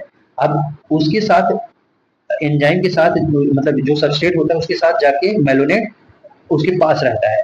जैसे ही वो बाइंड करना चाहेगा मेलोनेट सक्सिनेट सक्सिनेट डिहाइड्रोजनेज जैसे ही बाइंड करने जाएगा एंजाइम के साथ, तो वो मेलोनेट क्या करेगा? उसके एंजाइम को क्या करेगा? एक्टिविटी को कम करेगा। इसका एंजाइम की एक्टिविटी भाई रुक जाओ ऐसे कम करेगा। जब उसकी एक्टिविटी को कम कर देगा तो वो एंजाइम और सबस्ट्रेट कॉम्प्लेक्स बन ही नहीं पाएगा। एंजाइम सबस्ट्रेट कॉम्प्लेक्स बन नहीं पाएगा तो वो उसके एंजाइम की एक्टिविटी क्या हो जाएगी? खत्म हो जाएगी। Which closely resemble the substrate succinate in the structure. Such competitive inhibitors are often used in the control of bacteria pathogen. ये कहाँ यूज होते हैं? बैक्टीरिया पैथोजन को कंट्रोल करने में। जो बैक्टीरिया होते हैं जो पैथोजन फैलाते हैं, मतलब जो रोग फैलाते हैं, उनको हम कम करने के लिए यूज किया जाता है। चलिए, आई होप समझ गए होंगे। अब हम बात करेंगे क्लासिफिकेशन की। इंपॉर्टेंट बात आ गई है, यहाँ से क्वेश्चन बनता है ये question. Classification and nomenclature of enzyme. Thousands of enzymes have been discovered, isolated, and studied. Most of these enzymes have been classified into different group of an enzyme reaction catalyst. Enzymes can be divided into 6 class. Each are aware for 4 से 13 सब class. दोस्तों, enzyme को हम basically 6 class में divide किए हैं। कितने? 6 class में डिवाइड किए हैं एंजाइम को। कितने क्लास में? 6 क्लास में डिवाइड किए हैं। और हर एक क्लास के 4 से 13 सब क्लास हैं। ये आपको याद रखना पड़ेगा। 4 to 13 सब क्लास हैं। Name accordingly by 4 digit numbers. जैसे है ऑक्सीडो रिडक्टेज। पहला क्या है? ऑक्सीडो रिडक्टेज या डिहाइड्रोजनेज एंजाइम। ये क्या करता है? एंजाइम ये क्या करता है? इसे मैं स्केच लेता हूँ। हाँ, ये क्या करता है? Enzyme which catalyse oxido reductase between the to substrate. दो सबस्ट्रेट के बीच में ऑक्सीडो, मतलब दो सबस्ट्रेट के बीच में ऑक्सीडेशन और रिडक्शन करा रहा है, तो वहां पे ऑक्सीडो रिडक्टेज एंजाइम का यूज होता है। जैसे एक है एस रिड्यूस, एक है एस डैश ऑक्सीडाइज। अब जो रिड्यूस है उसे ऑक्सीडाइज कर दो, जो ऑक्सीडाइज है उसे रिड्यूस कर दो, वही हो जाता है उसका एंजाइम का कॉम्प्लेक्स ऑक्सीडो रिडक्टेज होता है। फिर अब हम दूसरे एंजाइम की बात करेंगे। जो कि है क्या? ट्रांसफरेज। ट्रांसफरेज क्या करता है? Enzyme activity are transfer group. Enzyme catalyse a transfer of group G other than hydrogen. Hydrogen को छोड़ के कुछ भी ग्रुप हो, उसे अगर हम ट्रांसफर कर रहे हैं between the pair of substrate, तब उसे बोलेंगे वहां पे ट्रांसफर। जैसे यहाँ पे एक एस के साथ जी ग्रुप जुड़ा हुआ है, हाइड्रोजन नहीं है वो, ठीक है। फिर एक एस डैश फ्री है, अब वहां पे ट्रांसफर कर दिया गया है, एस डैश जी बना दिया है दोस्तों, एस डैश जी बना दिया है। तब वहां पे आप देखेंगे ये ग्रुप क्या हो गया? ट्रांसफर हो गया है, ठीक है। अब थर्ड की बात करते हैं। थर्ड नंबर एंजाइम कौन सा है? हाइड्रोलिसिस। हाइड्रोलेज क्या होता है? Enzyme catalysing hydrolysis of ester, ether, peptide, glycosidic, carbon carbon, carbon halide, P N bond. जो पीएन बॉन्ड होता है उसे क्या करता है? हाइड्रोलिसिस करता है, हाइड्रोलिसिस तोड़ता है, ठीक है। तब वहां पे भी ये यूज होता है। कौन सा? हाइड्रोलिसिस वाला एंजाइम यूज होता है। अब ये आता है 4th नंबर, लाइगेज। लाइगेज वाला बहुत बार पूछा गया है दोस्तों, ये भी इंपॉर्टेंट है, याद करे रखिएगा। Enzyme that catalyse removal of group from substrate by mechanism other than hydrolysis. Hydrolysis के अलावा कोई भी मैकेनिज्म यूज किया गया है, उसे रिमूव कर रहा है ग्रुप को और छोड़ रहा है क्या? Double bond. और जब मान लीजिए कार्बन कार्बन है, इसके ऊपर एक कार्बन एक्स, एक कार्बन के ऊपर वाई ग्रुप लगा हुआ है, अब इन दोनों ग्रुप को रिमूव कर दे रहा है, मतलब अदर देन हाइड्रोलिसिस। हाइड्रोलिसिस के अलावा कोई यूज करके मैकेनिज्म इसे हम हटा दे रहे हैं, तो यहाँ पे एक group carbon carbon double bond बचेगा। ये कार्बन कार्बन डबल बॉन्ड यहाँ पे जब छूट जाएगा तो ये ग्रुप एंजाइम कौन सा आएगा? लाइएज एंजाइम आएगा। लाइगेज नहीं, लाइएज, ठीक है। लाइगेज अलग एंजाइम होता है, अभी हम बताएंगे, ठीक है। यहाँ पे 5वां नंबर आ गया है आइसोमरेज। आइसोमरेज क्या है? It includes all enzyme catalyse inter conversion of optically, geometrically and positional isomerism. जहाँ आइसोमेरिज्म की बात आ जाएगी तो वहां पे आइसोमरेज हो जाएगा, ठीक है। अब ये 6वां और बहुत ज्यादा इंपॉर्टेंट आ गया है दोस्तों, लाइगेज। ये आपको मॉलिक्यूलर बायोलॉजी ऑफ इनहेरिटेंस में भी पढ़ने को मिलेगा दोस्तों, ठीक है। क्लास 12 के सेकेंड, जब जेनेटिक का सेकंड चैप्टर है वहां पे पढ़ेंगे, ठीक है। Enzyme catalyse the link enzyme catalysing the linkage together of two compounds. Enzyme catalyzing the linkage together of second compounds, that is example में enzyme which catalyze the joining of carbon oxygen, carbon sulphur, carbon nitrogen, carbon. जब इसे जोड़ने का काम करता है, ligase मतलब जोड़ता है, तब वहां पे कौन सा यूज होता है? लिंकेज मतलब जोड़ने का काम करता है, तो वहां पे हो जाए लाइगेज एंजाइम, ठीक है। समझ गए? कौन कौन से हैं? Oxido reductase, transferase, hydrolase, lyase, isomerase और लास्ट में होता है लाइगेज। समझ गए? एक एक के फंक्शन आपको याद होने चाहिए दोस्तों, क्योंकि यहाँ से क्वेश्चन बनते हैं। चलिए आगे बात करते हैं। अपना लास्ट टॉपिक है जिसका नाम है कोफैक्टर। क्या है? कोफैक्टर। क्या होता है कोफैक्टर? आइए हम देखते हैं। Enzymes are composed of one of the several polypeptide chain. However, there are number of cases in which non-protein constituents are called cofactors. Enzyme are compose of, कई सारे पॉलीपेप्टाइड चेन से एंजाइम बने होते हैं, लेकिन ऐसे भी एंजाइम पाए गए हैं जहां पे नॉन प्रोटीन कॉन्स्टिट्यूएंट पाए जाते हैं। नॉन प्रोटीन कॉन्स्टिट्यूएंट होते हैं, कुछ प्रोटीनियस होते हैं, जैसे हमने पढ़े almost all enzymes are protein, लेकिन कहीं कहीं कई एंजाइम ऐसे हैं जहाँ पे नॉन प्रोटीनियस पाए जाते हैं, तो उसके एक स्पेसिफिक नाम दिया गया है। जब जहाँ पे प्रोटीन की जगह नॉन प्रोटीन आ जाए तो वहाँ पे नाम उसका नाम दिया गया है कोफैक्टर। उसका नाम क्या दिया गया है? Cofactor. Are bounded to the enzyme to make enzymatically enzyme catalytic active. उसे क्या बनाता है? एंजाइम कैटालिटिक एक्टिव बनाता है दोस्तों। ठीक है, समझ गए? आइए बात करते हैं। These in these instance the protein portions of enzyme are called apoenzyme। जो प्रोटीन पोर्शन वाले एंजाइम होगा वो कहते हैं एपोएंजाइम, और जो नॉन प्रोटीनियस पोर्शन होगा वो कुछ और कहलाता है दोस्तों। ठीक है, दिस काइंड जो नॉन प्रोटीनियस पार्ट होगा वो क्या कहलाता है? कोफैक्टर कहलाता है। प्रोटीन वाले को क्या बोलते हैं? एपोएंजाइम, और जो नॉन प्रोटीन वाला होगा उसे क्या बोलते हैं? कोफैक्टर बोलते हैं। क्या बोलते हैं? कोफैक्टर बोलते हैं। ठीक है, there are three kinds of cofactor identical, prosthetic group, coenzyme and metal ions. ठीक है दोस्तों, इसके अलावा एक चीज और पूछा जाता है, यहाँ पे मैं ऊपर ही मेंशन कर दे रहा हूँ, होलो एंजाइम। किसके बारे में? होलो। मेरी राइटिंग बहुत ज्यादा खराब है दोस्तों, क्या बताएं। एक तो यहाँ पे ऐसे लिखता भी नहीं बनता ना, और सर ये भी बात है, कोई बात नहीं, आप समझिए डॉक्टर की राइटिंग ऐसी ही होती है। मैं आज सही से लिख के ही रहूंगा, आई होप चाहे जो हो जाए। Holo enzyme. भाई पेन तो चल जाया करो कभी कभी। एक मिनट दोस्तों, मैं लिखा हूँ।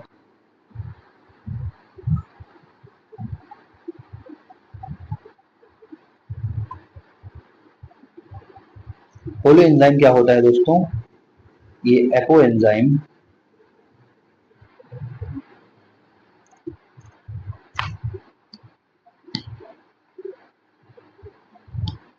एपो एंजाइम प्लस को वैक्टर होता है। क्या ये आपको याद रहेगा? एक बार मैं कंफर्म कर लेता हूँ, यही देख, क्योंकि गलत हो जाएगा तो जान खा जाओगे आप।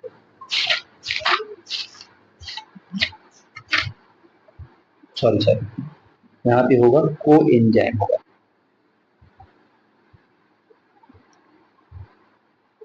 को एंजाइम। ठीक है, होलो एंजाइम बराबर होता है एपो एंजाइम प्लस को एंजाइम।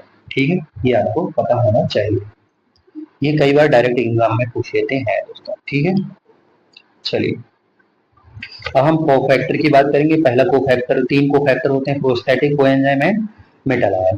प्रोस्थेटिक क्या होता है? प्रोस्थेटिक ग्रुप क्या होता है दोस्तों? प्रोस्थेटिक ग्रुप और organic compound. Prosthetic groups are organic compounds are distinguish from other cofactor. क्या बोल रहा है? प्रोस्थेटिक ग्रुप्स और organic compound are distinguish from other cofactor, अलग अदर कोफैक्टर से अलग कैसे है? In they are tightly bound होते हैं दोस्तों। प्रोस्थेटिक ग्रुप क्या होते हैं? बहुत ज्यादा टाइटली बाउंड होते हैं। ठीक है, टू द एपो एंजाइम। किससे? Apo enzyme. एपो एंजाइम क्या बोला? जो प्रोटीनियस पार्ट होता है एंजाइम का, जो प्रोटीनियस पार्ट होता है एंजाइम का, ठीक है, वो एपो एंजाइम होता है। टाइटली बाउंड होते हैं किससे?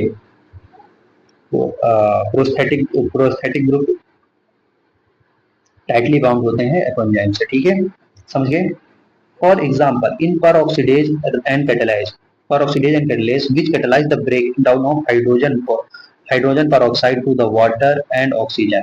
यहाँ पे देखिए H2O2 को तोड़ता है वाटर में और ऑक्सीजन में दोस्तों, ठीक है। समझ गए, समझ गए कि नहीं।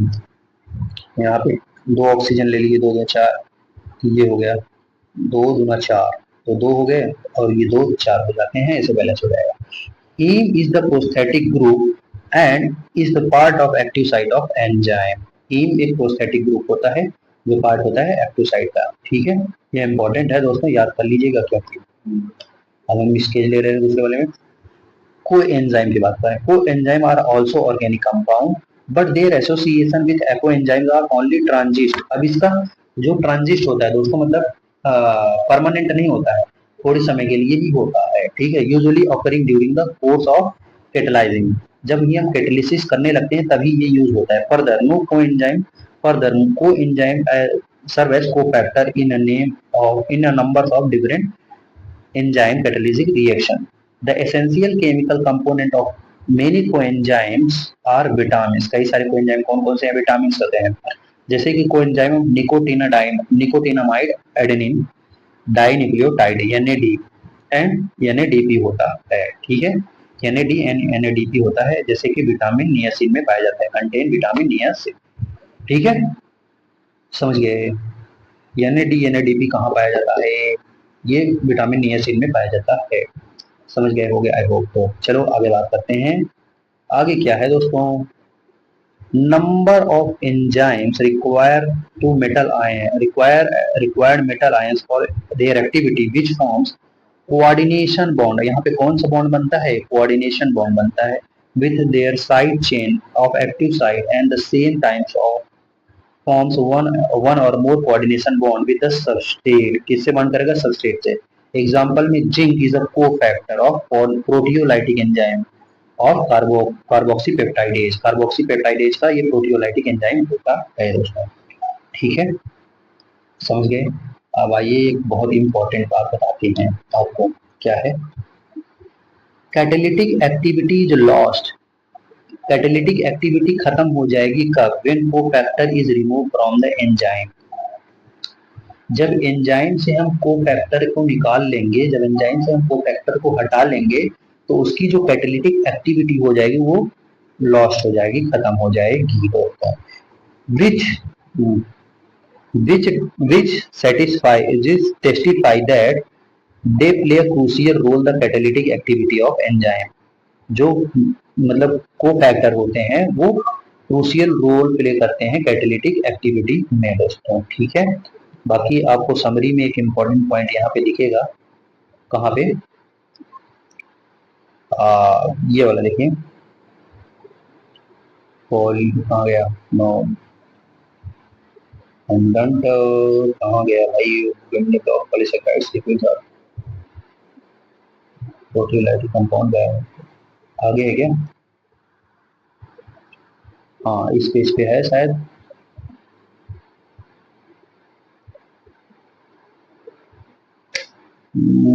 प्रोटियोलाइटिक वाला होगा वहाँ पे, वहीं होगा एंजाइम प्रोटीन। इसमें दिया है कि नहीं दिया है, देखने वाली बात ये भी तो है। एक मिनट दोस्तों मैं देख के बताता हूँ आपको इसमें दिया है कि नहीं। समरी में एक पॉइंट इंपॉर्टेंट था वो अलग से दिया है, तो हाँ ये दिया है दोस्तों। इसी में आप आइए, जब ताला को तोड़ेंगे, जब जूम करेंगे तो यहाँ पे एक पॉइंट है अलग से, ये आप याद कर लीजिए। Proteinaceous enzyme exhibit substrate specificity require optimum temperature and optimum pH value, ठीक है। बाकी यहाँ पे आते हैं, चैप्टर आपका क्या हो जाता है, फिनिश, खत्म, ठीक है। अब हम आपको अगले लेक्चर में मिलेंगे। आप पढ़ते रहिए, मस्त रहिए, मुस्कुराते रहिए और अपने पेरेंट्स का ध्यान रखते रहिए दोस्तों, और अपना भी ध्यान रखते रहिए, डीमोटिवेशन होने का नहीं है। अब लास्ट में हम आपको देते हैं क्या देते हैं दोस्तों, आज लग रहा है पिंक कलर नहीं लिए, इसलिए गलती हो गई। चलिए आ गया आप लोग का फेवरेट, आप लोग का नहीं, मेरा फेवरेट है, ये लाल कैसे हो गया जी? चले, लास्ट में हम आपको देना चाहेंगे एक प्यारा सा नन्हा सा मुन्ना सा थैंक यू दोस्तों। थैंक यू कि आप यहाँ तक पढ़े, बढ़िया से रिवीजन किए। अब इसके बाद आप क्वेश्चन लगाइए पढ़ के लिख के, ठीक है, एंजॉय करिए मस्त, और एक प्यारी सी स्माइल दे देते हैं आपको। नमस्कार, नमस्कार दोस्तों, नमस्कार।